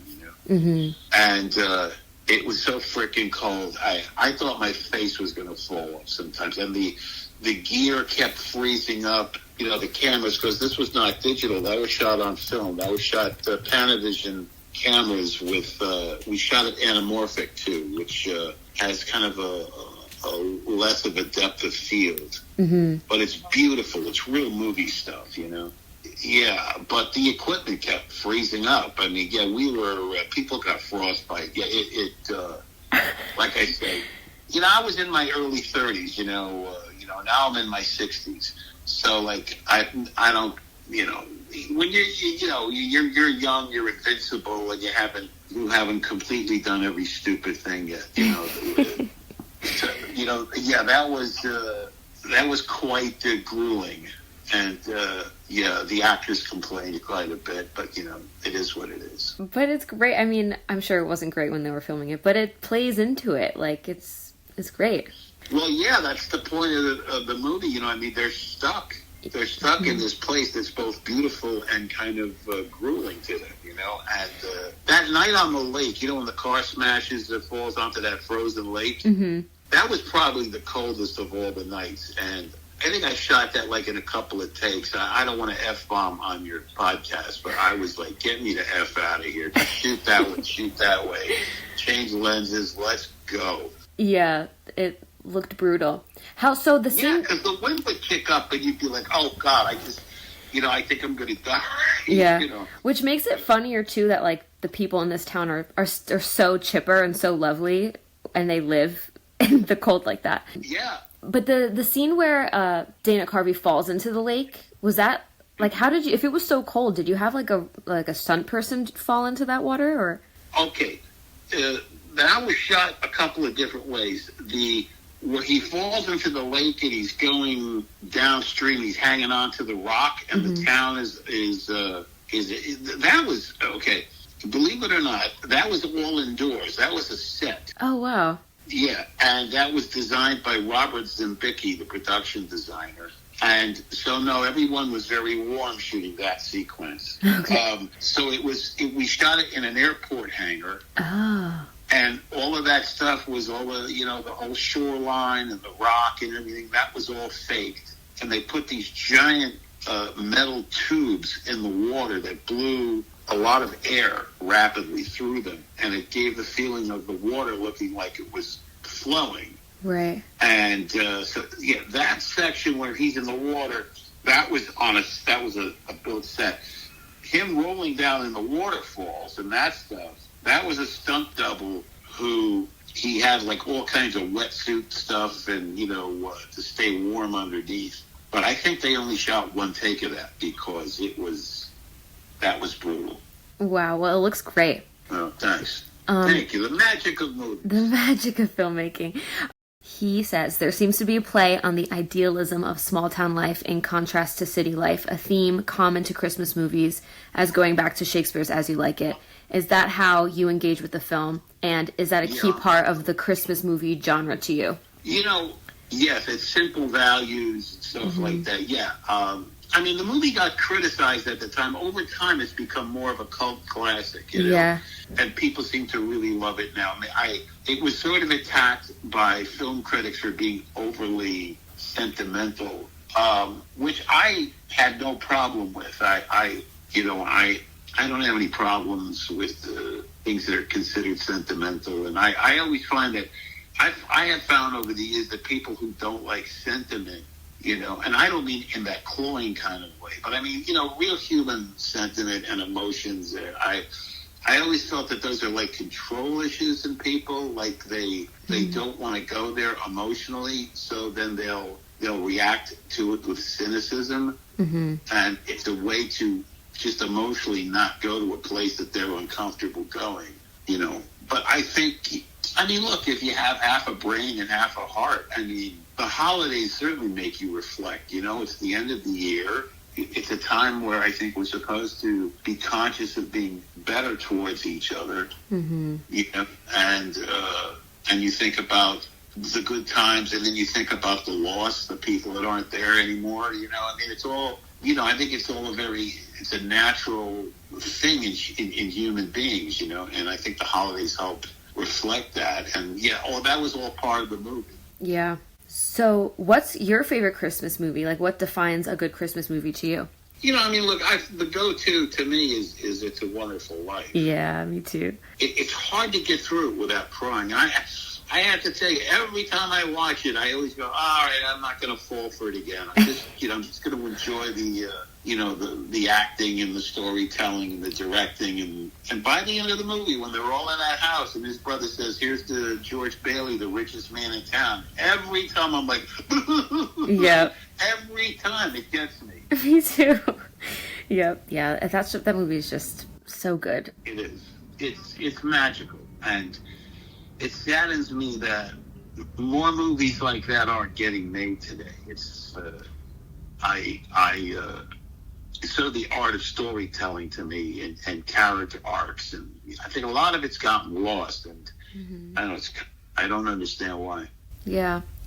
So speaking of character, I'm an actor, so the whole time I was watching it, I wanted to know how much direction you were giving the three leads, like Nick Cage, John Lovitz, Dana Carvey, because they made such wacky, big, like out there choices. Was that all on their own, or were you giving them like a lot of direction in that way? No, I you know, it's funny. I like letting people go, and you know, if anything, I don't say much. I mean, I do say a lot. I find that directors who talk a lot on the set, and I've watched them, it's like, you can try things and work things out, but a lot of it, I think you just have to let happen.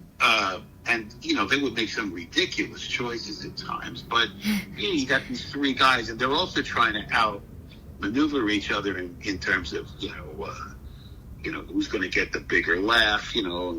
And so I've always felt that it's best to let actors go. I just did a movie called The Comeback Trail. Did you see that movie? Mm-mm. You ought to see it. It's really good. It's Robert De Niro, Tommy Lee Jones, Morgan Freeman, Zach Braff, Emile Hirsch, Cheryl Lee Ralph, Eddie Griffin. It's a wonderful cast. Yeah. And, you know, and it's a wacky comedy. It's similar to Trapped in Paradise in terms of energy. It's just an insane movie. And it's about a movie about making a movie. And Robert De Niro plays the world's worst film producer. And he's trying to kill Tommy Lee Jones, his lead actor, in a stunt to collect the insurance money. And he can't kill him. He just keeps trying all these ridiculous stunts, and he keeps surviving them, you know.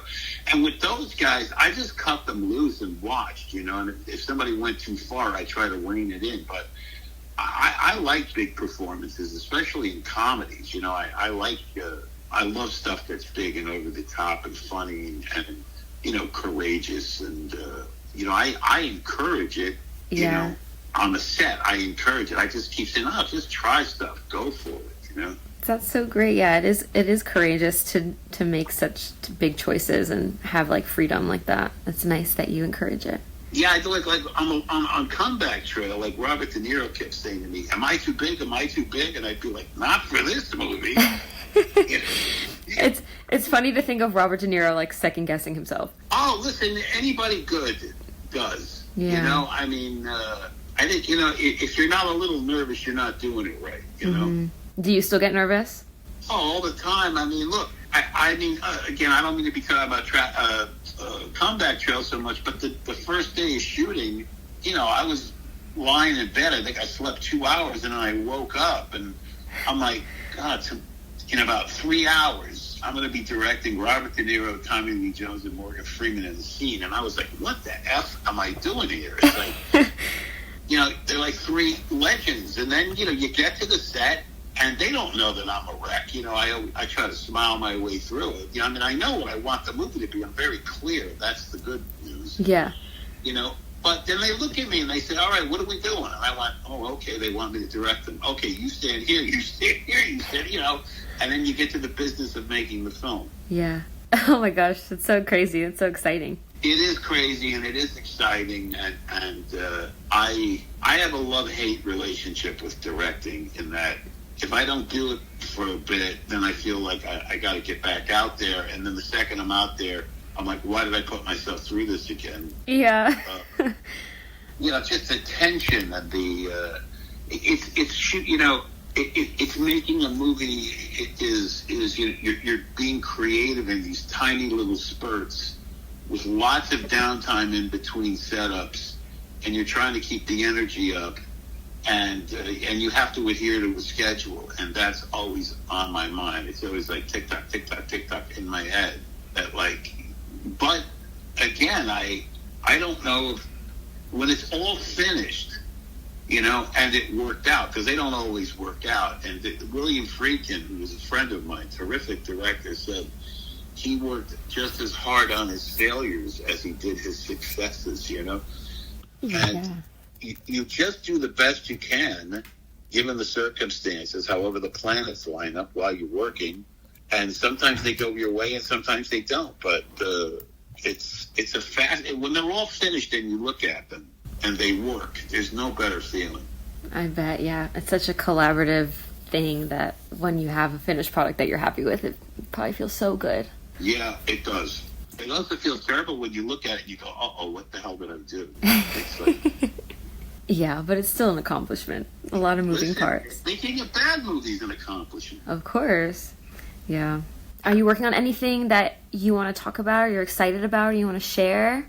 I'm working on a bunch of things. I've got this script that I wrote with Nick Vallelonga on the life of Carlo Gambino. Oh, wow. And John Woo is going to direct that in the spring, so I'm very happy about that. So that's not on my shoulders. Then I've got a couple other things. I've got a comedy called The Accidental Gangster I'm very excited about. I'm supposed to direct that. I've got a horror movie I wrote called The Castle. I'm supposed to direct that. So yeah, I got a lot of things going. I can't sit still. Good, that's great. Well, Jeff wanted me to tell you, thank you for making such a wonderful movie. It's his favorite Christmas movie, and his mom's... He said his mom's second favorite, so I don't know, you got some work to do with Mom. Christmas Vacation is her number one. Oh, thank you. That means the world to me. It really does. Because sometimes I work very hard on these things, and I'm not so much of a narcissist that I expect a marching band to be out there playing. When I finish something, but it's nice to know that people recognize them and remember them. That's a nice feeling. Thank you. Tell them I said thank you. I for sure will. Thank you. Oh, you got it, pal.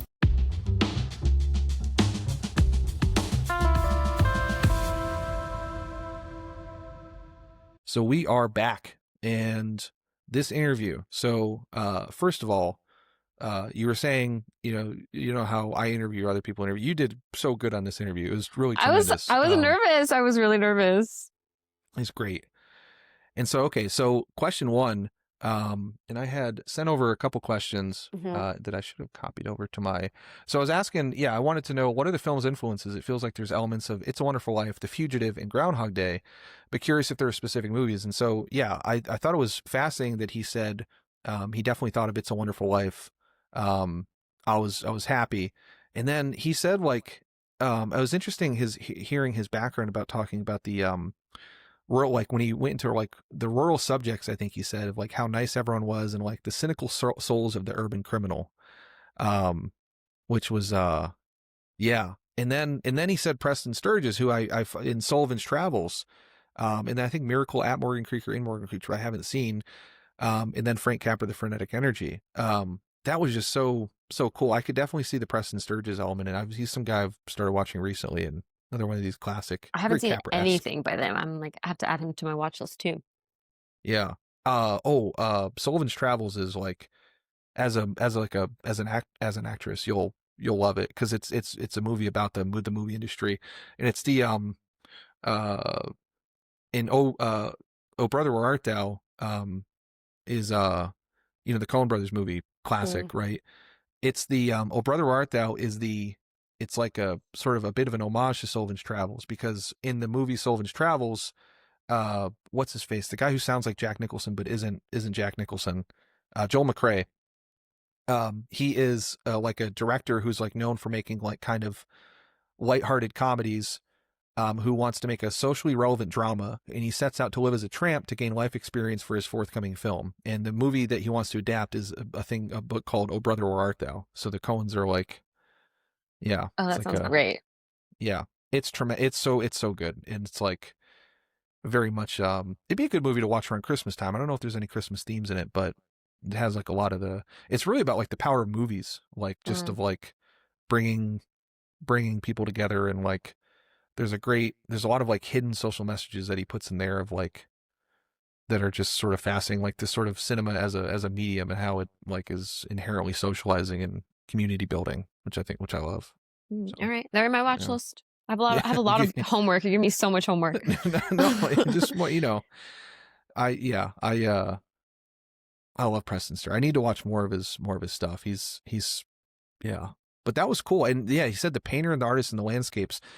What a well shot movie. Because that's, speaking of which, that was the next part of his answer, right? He said he worked with the guy Jack Green who won cinematographer. I didn't know that for best cinematography for Unforgiven, which I love. But this movie is gorgeous. Like the nighttime shots in it. Mm-hmm. Yeah. How was the experience, I guess, for you as an interviewer of like talking to him? It seemed like I think I would have panicked and gotten starstruck.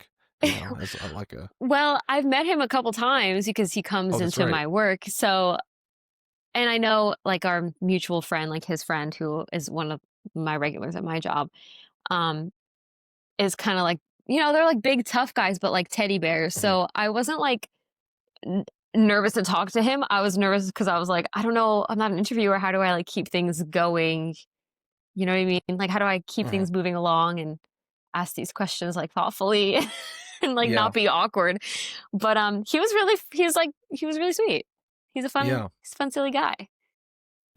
Speaking of homework, the painters he talked about, I'm gonna have to look up, because I know Andrew Wyeth. I didn't know. I'd be curious. I only know Andrew Wyeth from like his disturbing ones. Like he did like a couple of like very slightly subtly disturbing paintings that like were inspirations for I think like The Lighthouse. I think a couple of Andrew Wyeth paintings, and like there's a couple other movies that sort of have that same thing where it's like subtly off, where like there's this one painting he has that is tremendous, but I didn't know if he did like, it's interesting. It was like in a, oh God, that's a horrible one too. So I just Googled Andrew Wyeth. I was like, this is terrible. Or this is like, terrifying. But yeah, it's interesting seeing that as like him quote that almost in like a positive sense. Yeah. Yeah. Do you, when you were doing your movie, do you think about like, are you a big art head? I have an appreciation for it, but I wouldn't say I'm like a big art head. My favorite is like Magritte.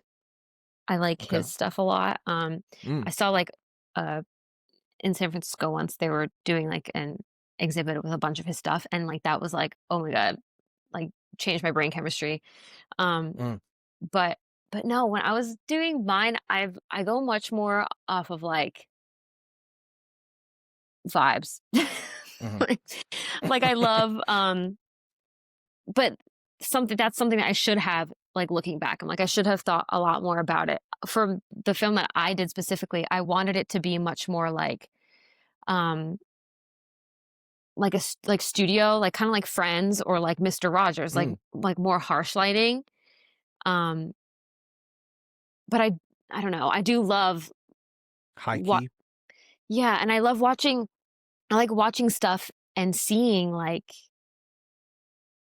shadows and stuff like that. That wasn't the type of vibe I was going for. But I should, like, that's why it was such a learning experience. I should have thought a lot more about that. I just kind of like put it into my gaffer's hand and was like, do your big one.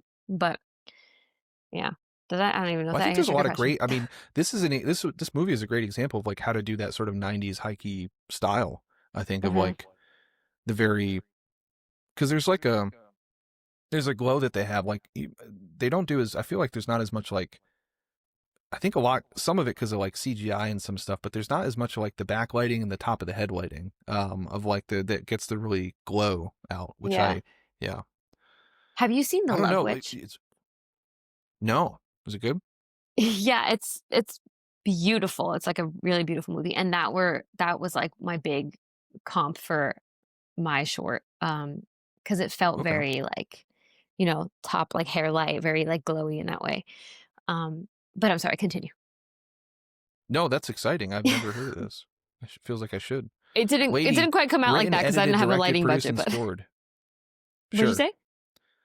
I said, I just was looking at the Wikipedia, and this is the lady written, edited, directed, produced, and scored. Oh, she did costume, really she did set deck. Like I did all of that for mine too, but to a much less successful degree.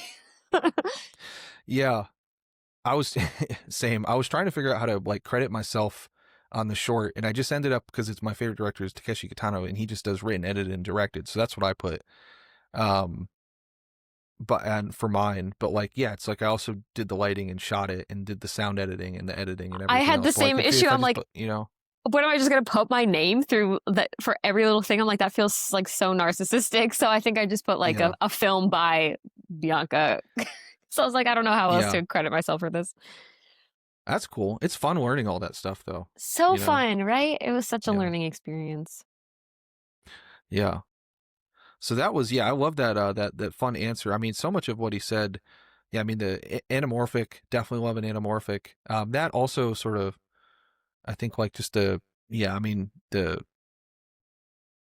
of anamorphics, I think lens choices have like just more kind of like a more subtle and softer fall off. That's like not, it doesn't feel like as harsh as the way like a lot of, I think it's also the directing style that they do and like the shooting style where it's again, not as many close-ups, but it is just like there's that one shot in the nighttime when they go off the bridge where they like with the car, like, which how they all didn't get killed is very funny.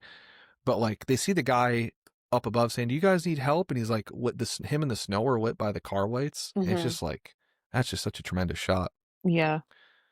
I don't know. I mean, I don't know why I was like, his answers were so thoughtful. And I don't know why I was surprised by that. Like, obviously he directed it, like, hello, it's his movie. Like his answers are going to be thoughtful, but he just had such great like recall of everything and he had such great responses to your questions. Yeah. And you had a great follow-up. Speaking of the, when you were saying about wanting to do it like a set, like I can't believe that stunt was a set. That was like such a well done. Did that not look so real? Yeah. Metal tubes under there, giant metal tubes flowing, shot in an airport hangar. Crazy. I never would have, and like after he said it, he's like, yeah, it was way too cold. And I'm like, well, yeah, duh. Like, why would I think they actually did that? But it just looked that real that I never would have considered they didn't do that like live in a freezing cold river. Yeah. I think the 90s were like, it's reason I'm sad. I mean, I always talk about this, but like I'm sad about like, it was like, you've had like 90 years of like film production technique, and then CGI came in, and I feel like we don't see as much of that stuff, but like it was like the height of practical skill. Yes. Another one of my favorites is The Princess Bride, and like that whole movie is practical, and I'm like, it all works so well. Like I just saw a TikTok too about Tremors. Have you seen that movie? Great movie. Yeah, great movie. And I'm like, the monsters, like it holds up so well because it's like puppetry and it's all practical, and like we don't need CGI for every little thing. Yeah. Preaching to the choir here. I love Tremors. Great TNT movie. Always comes on. I mean, It's a Wonderful Life, I think, is always a great like TV movie. Tremors is one of the all-time great TV movies. I feel like that was on like every 2 hours my whole childhood on some station. My grandma is a movie TV freak. Like, so we owe a lot to her. Like she showed us Tremors and Jaws, like Shawshank Redemption, like all these childhood movies that like shaped all of our love for movies. But yeah, Tremors we used to watch that all the time.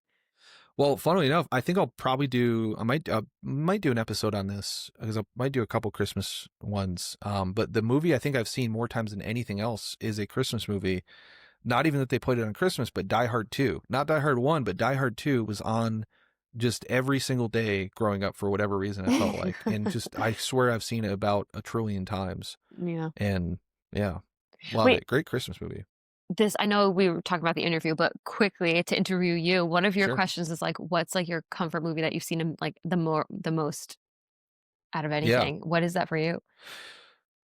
I don't know if it'd be a comfort movie. It probably is like Die Hard 2. I don't know. It changes. Yeah. Die Hard 2, I think, is certainly the thing I've seen the most. I would say Heat. I like can watch it. And I watch clips from Heat over and over. I love Heat. It used to be my favorite movie. I would put a couple other movies ahead of it now. But I still could watch that any day of the week, any hour of the day. And then what was the there's one other that I can't think of offhand. No pressure. Oh, 3:10 to Yuma, the Delmer Daves 1957. That is one where like late night I can just sort of put that on and just sort of ASMR out. Just because it's like the score's good, the pacing's good, like everything is just like, it's just a very like, yeah. Mirror by, if I feel good, maybe Mirror by Tarkovsky for whatever reason. I don't know if you're a Tarkovsky head, but like that movie, he's like so on the like realm of like, if people think like David Lynch communicates indirectly, like Tarkovsky is like another 7 steps past that of like pure emotion. And so like, if you ever want to contemplate your relationship with your mother and also your mother country and also you as a child and also you maybe becoming a parent in a way that's like completely wordless and indirect and kind of hard to think about in all mothers, I would watch Mirror because it's, but at 1 a.m., like put it on at 1 a.m. and just sort of vibe out. It's like, yeah. Okay, great. Do you have comfort movies? Is this one of them? Well, It's a Wonderful Life, yeah, but I try and only watch it during like Christmas time because I don't want to burn it out. But Devil Wears Prada is a big one for me. Oh, love that. Devil Wears Prada. I'm excited for the next one. And then like Princess Bride, I love. When Harry Met Sally. Those are like probably my top 3 that I've watched like more than anything. Devil Wears Prada is probably my most watched movie of all time though. Other than Sleeping Beauty, like the Disney one. I remember like burning out the VCR as a child, like renting it from Blockbuster like consecutive weeks. I've actually never seen that. That is I think I've told this. Yeah, I've never seen any of my grandma didn't like Walt Disney, and so she thought fair. shout out her. She thought, well, yeah, she hated Nestle, and I think I've told this story, but like Nestle and Walt Disney and a couple other things. William Safire, the New York Times, this is like, he was like the language columnist or whatever. She had feuds, but she didn't like the way she was like she had her degree. Speaking of, actually kind of ties in the movie because like the whole Donna Reed thing, like she had her. So my grandma, I'd be curious, I don't know if she would have liked this movie because she got her degree as a geologist in like 1941. So she was like an early, like feminist. She was more of a Katharine Hepburn like type, like that was her, you know. Wow. And so she thought all the Disney movies gave women sort of bad impressions of women. So she didn't want, so ahead of her time. Yeah, shout out her. Yeah. And she like worked with my grandpa on like co-writing like his geology books and like they did geology together. Oh, hell yeah. She sounds like a bad bitch. She is, yeah. Shout out my grandma Elizabeth. Shout out grandma. Yeah. The when you said Princess Bride, that I would also put that as a comfort movie. I haven't seen it in ages, but just because of my high school, like we had this one teacher, we had block classes and it was hour and a half, so it was 4 hour and a half classes. And so if we were good in this one teacher's class, small 270 kid high school, he would put on a movie for us. He would teach for 30 minutes, then we could watch a movie while we did like our paperwork. Nice. But he only had 3 movies. And so it was The Waterboy and Princess Bride and like Happy Gilmore. And so I've probably seen The Waterboy and Princess Bride like probably 200 times, just like in that class. All those block classes. Yeah. So that was a lot of fun. But yeah, definitely that was in high school. Yeah. Waterboy especially, along with Princess Bride. It was over and over. Love those movies. That's cool. Okay, so question, so you asked about the stunt, and then question 2, so he was talking about like simple so I asked about, you know, idealism of small town life in contrast to city life, theme going back to Christmas movies, Shakespeare's As You Like It, which is always like the city versus country thing I always think of. But yeah, it's like simple values. The answer I loved, and so it was that he says he has no problem with sentimental values, and I thought it was one of the most brilliant like commentaries I think I've heard on like humans when he says like it's like not being okay with sentiment is like possibly an issue of control issues with people, and so they react with cynicism, like because What they an can't handle the feeling with them. insane answer. Yeah, that's like I would if I was one of those people who didn't like sentiment, I would shrink into a hole and die, you know? Yes, and it made me feel, when he said that, it made me feel so good because like everyone always makes fun of me for like, you know, being corny or whatever, and I'm like, well, I'm sentimental, and like, yeah, I like to do Yeah. my corny Christmas show every year and like embrace that. And I probably have control issues in other ways, but such a beautiful answer. Well, I think so. That gets to my theory about why I don't think either of these movies did well, was because I think it was the time of It's a Wonderful Life came out in 1946, post-war, and I don't know how many movies you watch from like that era, like film noirs especially, but like probably the most depressing era in movie history is like post-war 1946 to 1951. Like now we have this idea of like, you know, oh, everyone was happy because we won the war. We were on top of America. America's the new superpower. But like, there were so many like, it's like the rise of film noir, and just there are so many like devastating movies about both like coming back from war. It's like weirdly like one of the few movies I can even think of that actually portray like someone having a positive experience for war. Like there's speaking of Delmer Daves, there's a Delmer Daves movie with John Garfield, who's like the king of like depressing noirs, called Pride of the Marines, where he comes back where he's blinded and it's like a 40-minute long battle sequence where he's like in Guadalcanal, I think in the Pacific Theater, and like there's just it's like one of the more disturbing war scenes I've ever seen.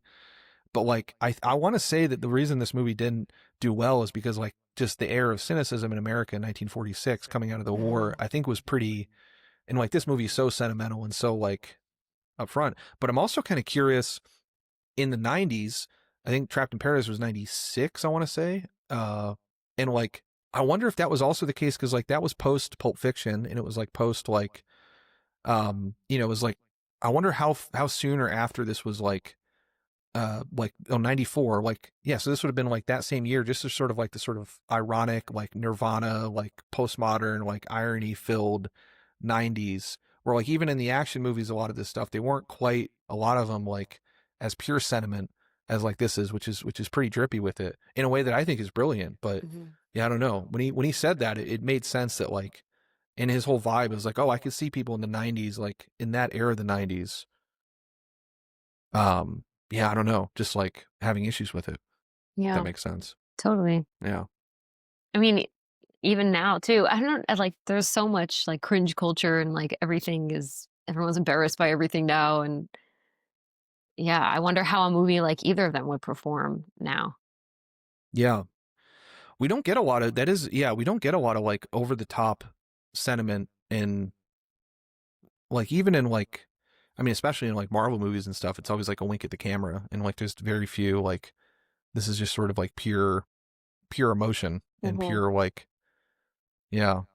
But there's such a loss because like you can do it well. Like there's good sentimental movies, there's bad sentimental movies, but they think it's just like, I feel like people think it's like if it's sentimental, then it's bad. But like I don't think that's true. I don't know. Think so either. I've seen that there's a couple this year that I really liked that I'd have to really think about the name, like which ones they were, because those are my favorite kinds of movies. Like those are my 5-star ones on Letterboxd. And there was a couple this year, so I don't want to say like there's none at all, but yeah.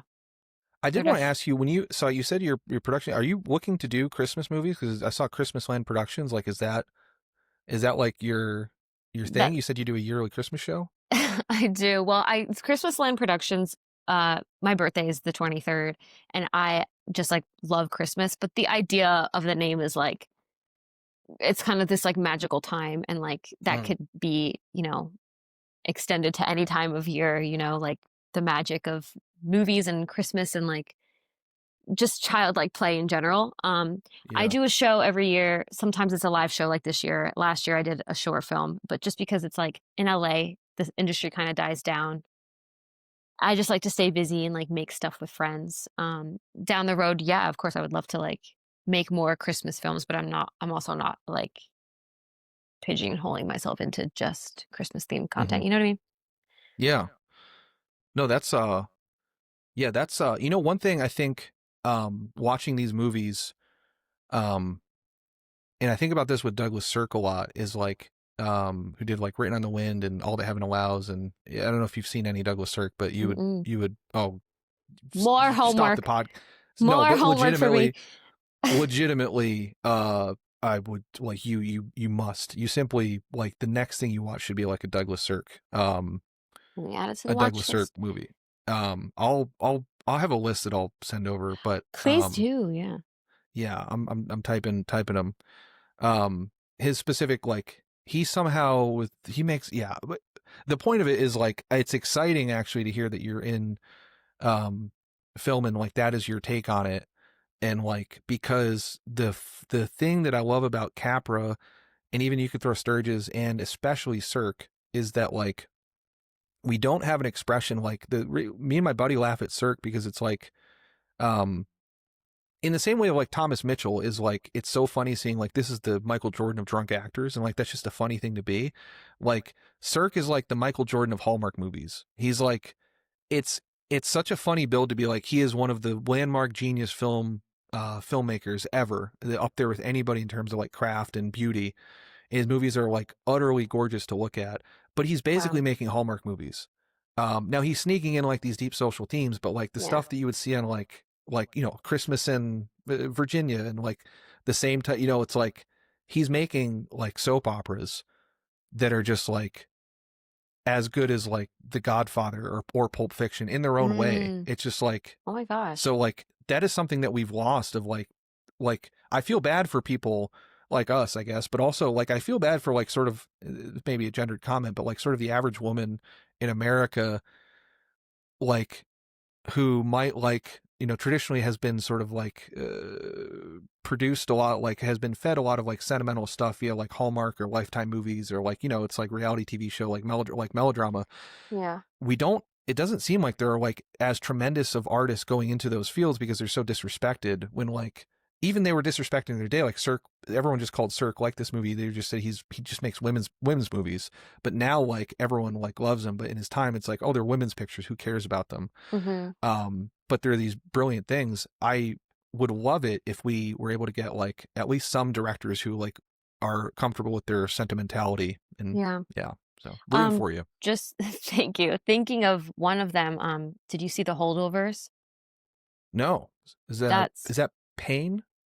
Yeah, I think so. Yeah. It was like last year or the year before Okay. maybe, but like just a great Christmas movie that feels very, because like something about, like the Hallmark movie, Lifetime movie thing, it's such a specific like thing where it's like, yeah, it's nostalgic and like all this stuff, but there's something missing, I think, that makes them feel like such a great, like timeless movie, like It's a Wonderful Life, for example. You know what I mean?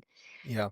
But The Holdovers, I think, like kind of checked all those boxes, and that was a great recent example of that. That's exciting. Yeah, I think I've seen, from what I remember from Pain, I hated About Schmidt when I was like in college for whatever reason. And I don't remember why I hated it so much. I just remember hating it. But then I Alexander Payne, I think loved, it is. Yeah. yeah, Sorry. I loved Election with Okay, I haven't seen Reese that. Witherspoon. Oh, Matthew Broderick, Reese Witherspoon. It's really, it's a pretty disturbing movie in many places. It's like got a lot of weird stuff in it, but You yeah. should watch just to give you homework, you should watch The Holdovers and make some videos about it before Christmas time. Okay. I will try and get that. Okay, so yeah, please make sentimental movies. I loved his answer on that so much. Yeah. Yeah, go to Christmas movie, hard, and he said hard to get through without crying. Totally. Magical, he said, like the art of storytelling, the character arcs, like not to shout you and I out, but I feel like it pleases me that like there's this like guy who's made this sort of brilliant thing that it's like I feel like it feels like he has the same reaction to it as we do. Yeah. Well, probably a lot of people. I mean, it's not saying like we're unique and special. Right. And Just like the same reaction but everybody has, because it's just that good. Yeah. That's I also like the end of the year, the holidays, like we should be better to each other, and like the idea of like you know a second chance. Like, I love how both these movies have, like, you know, it's like, I feel like that's a common thing in Christmas movies, is the idea of forgiveness. Is that kind of what you think? Like, is that what a theme? Yeah, and I think also like togetherness, like these both movies that we're talking about, like these townspeople come together to help somebody and give somebody a second chance. Like a community, I guess, is a big thing in good Christmas movie.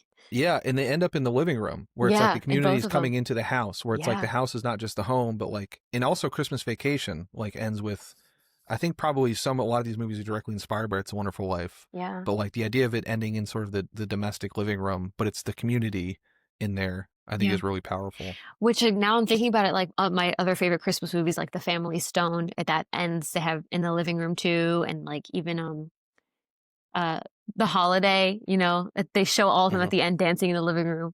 So I guess it really is just like being together with people you love. Absolutely. I heard someone's like remaking this, and I was like, why would you ever do that? I don't know how you can remake this movie. That's like, of all the, Which one? now like, It's a Wonderful Life. Shut up. I swear to God. No, they're not. He's apparently doing it through the lens of like, he wants to do it. He wants to remake it, but like with the person of color thing. But even then I would just like do it. I'd do like an homage. Right. Like, rather don't than call it. Yeah. I wouldn't even call it. Yeah. So I was just thinking that I would love to do a movie like this, but you know, it'd be an interesting play because like the spirituality in the movie, just I guess matching my own experience of like, if it's like examine the spirituality of like, rather than him going to Potterville, but him going to a place where everyone's sort of isolated, I think could be a commentary on, you know, sort of modern society. That's great. Yeah. So you asked him about acting, which I thought was interesting. Yeah. He likes to let people go, directors who talk on set.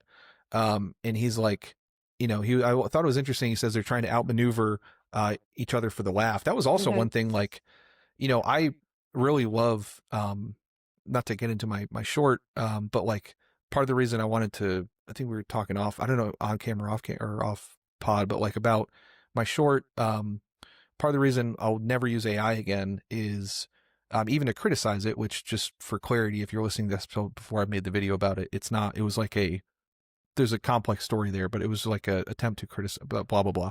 But like, part of the reason is like, I love the actors and people I got to work with. Like, I think they're so good. Like, there's the three people who are the sort of the main three.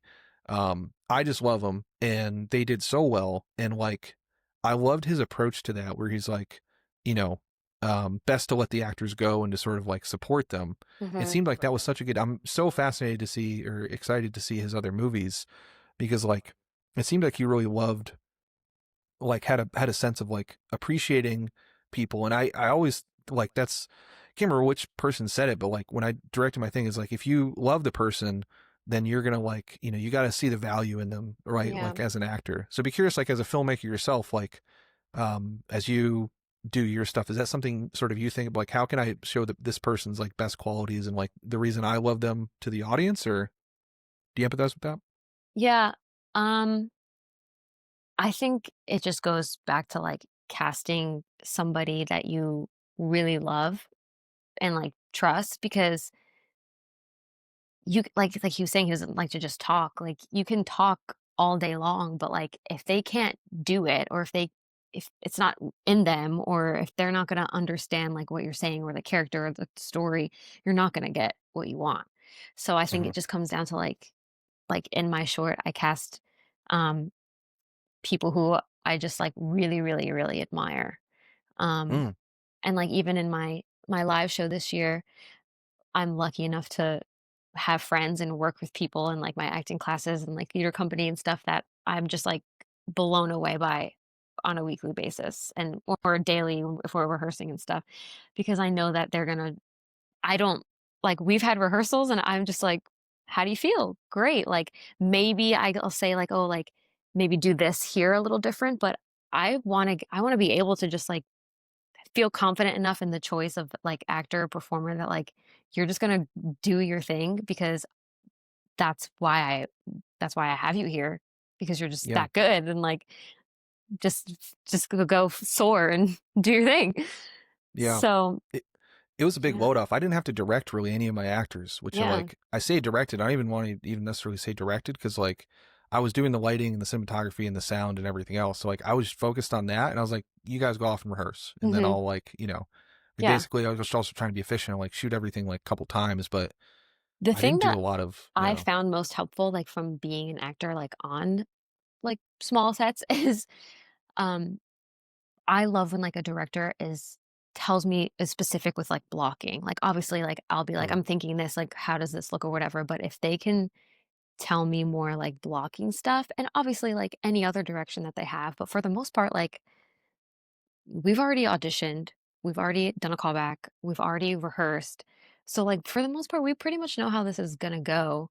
mhm, Obviously, you have, like, freedom to, like, play around, but I love when they're just, like when there's, like, the mutual trust of just, like, "Do your thing." mhm. Yeah. Yeah, absolutely. I'd like to do more rehearsals next time. Not that, I mean, they did tremendously, but also like the more I watch these, I did shoot like a couple different angles without like sort of what I was talking about with Sinners, I guess, of like, shooting more of the conversation back and forth. But what I love about these old movies is like they'll do the conversation and then they'll cut right at the right moment. And I want to do more stuff like that where it's like more planned out. And the blocking, to your point, the blocking exactly is like block this, and so we can like cut and like have an impact on the dramatic moment. Yeah, Um, rehearsals yeah, are so helpful. I was always, like, a little resistant to them because I think it's, like, the awkwardness of it, like, well, we're not in costume and we're not on the set and, like, it's gonna be so different on the day, but, like, rehearsing makes such a big difference, if for nothing else, like, for nerves, like, all around, which George talks yeah, about too. Nerves. yeah. I didn't think about that. Yeah, absolutely.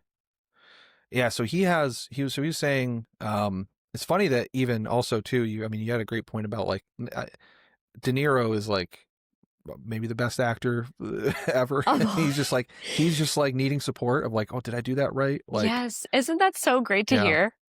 it is. Yeah. There's a great, this is a weird comparison, but like, I remember watching, there's a clip from like an MMA of like this one MMA fighter.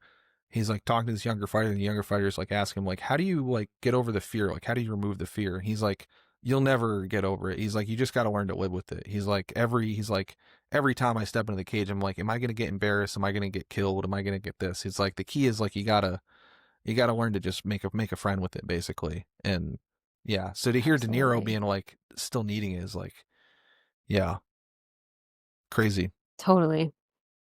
Guy made it's fucking Robert De Niro. That's just, yeah, I was about to say the guy made 60 movies or something, you know. It's Robert De Yeah. Niro. Yeah.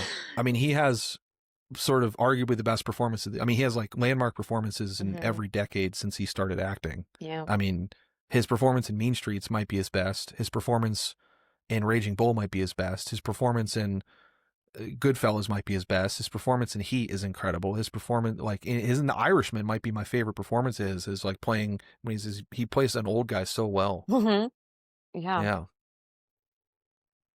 it's yeah. He got nervous, in the love hate relationship with directing. I also empathize with that about like I was a pretty big emotional dump afterwards, and then like the being creative in tiny little spurts Yeah. was I yeah, loved how he was saying too, like, every time you're like, "Why the hell am I doing this? Like, why am I doing this to myself?"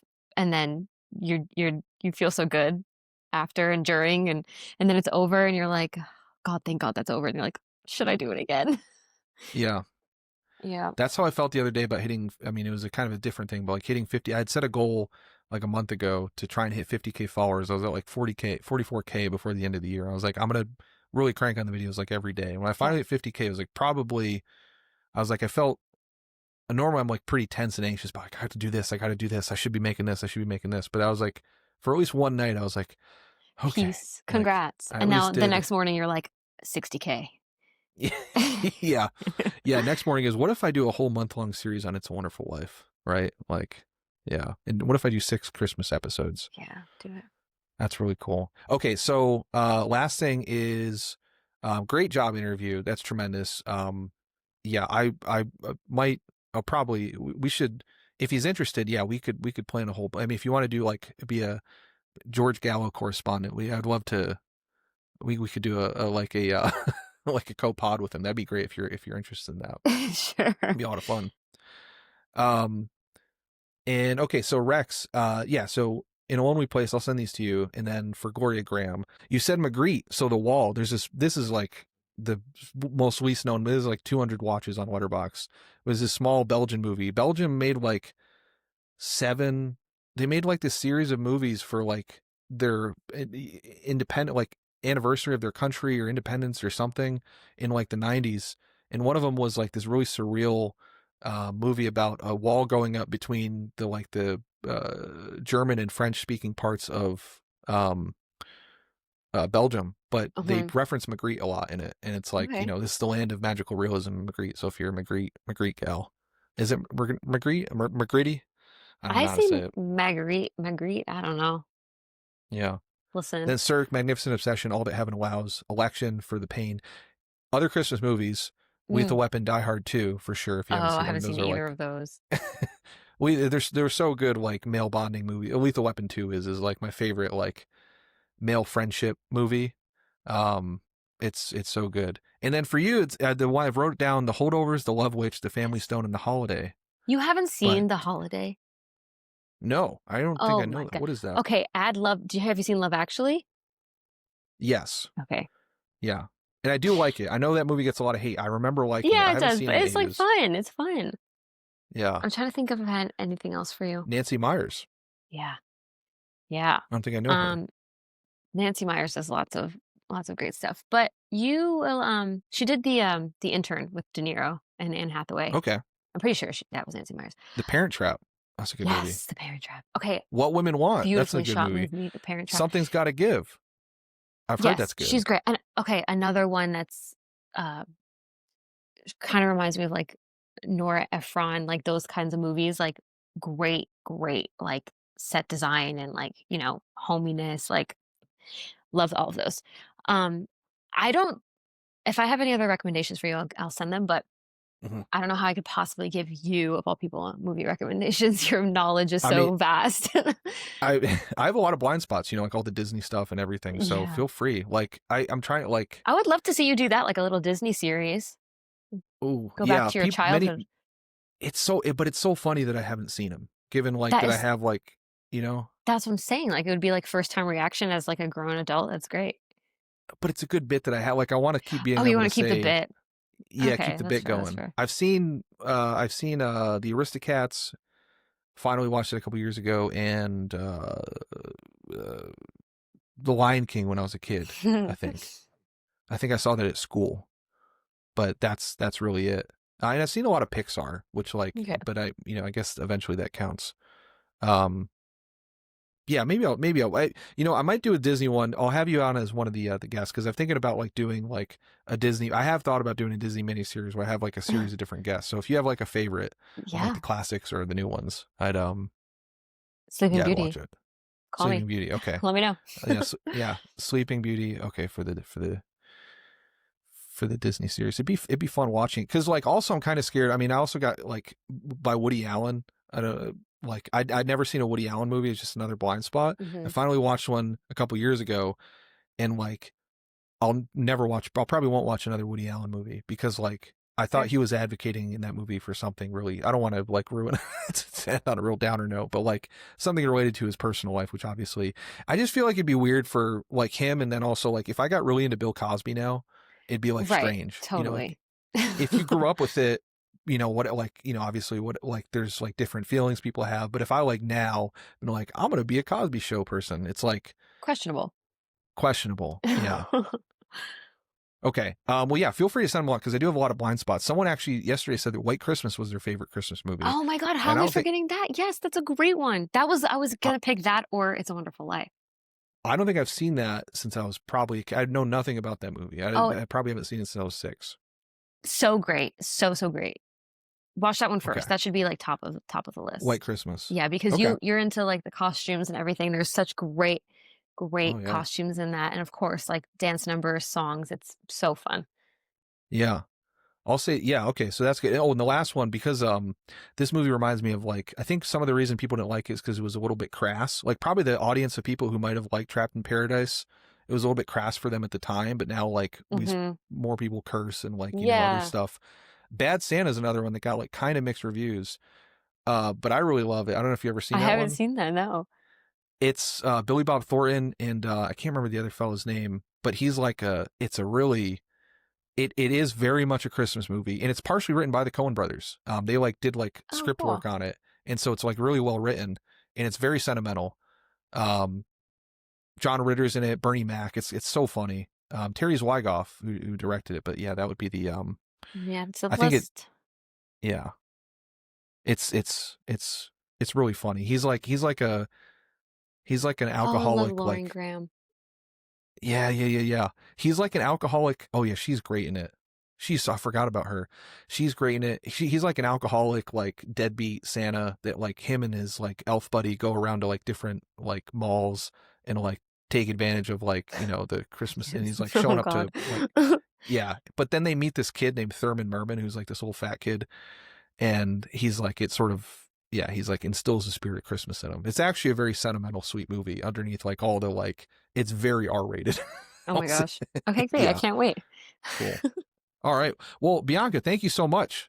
This is tremendous. And thank you so much for getting George Gallo and everything. Oh This my is awesome. Of course, Jeff, thank you for having me. Your videos are, I love watching them. They're so educational. You have such a deep knowledge of film, and I feel like I learned so much. So thank you for your channel. Well, thank you. And thank you for for giving me a reason to, I'm always like, this movie, It's a Wonderful Life, just messed me up the first time so bad, like sadness, that I was like a little, even though I like that, it's like always like, whew, can I take it? Yeah. Because like I normally like watching movies with other people, but like I don't necessarily want to cry this much in front of like so Right. this was a really, thank you for giving me a reason to probably talk about it for like a month. Thanks for jumping in to the sorrow. Yeah. and- Absolutely. So, live show Monday, the 15th at 8 p.m. I will try and get this out before. It's called Elf Chronicles, part of Frosty Fest at the Hobgoblin Theater in Hollywood, Los Angeles. And also in her Frosty Fest will be her holiday short film Mrs. X. So please go see both of those. And it's the Bianca C on Instagram and TikTok, or BiancaCastronova.com, links in the description. And where? Letterboxd. I need to follow you on Letterboxd. Yes, I need to follow you on Letterboxd. Yes, I will do that right now. Bianca, thank you so much. Thanks, Jeff. Have a great night. You as Talk to well. you soon. I'll see you. Bye.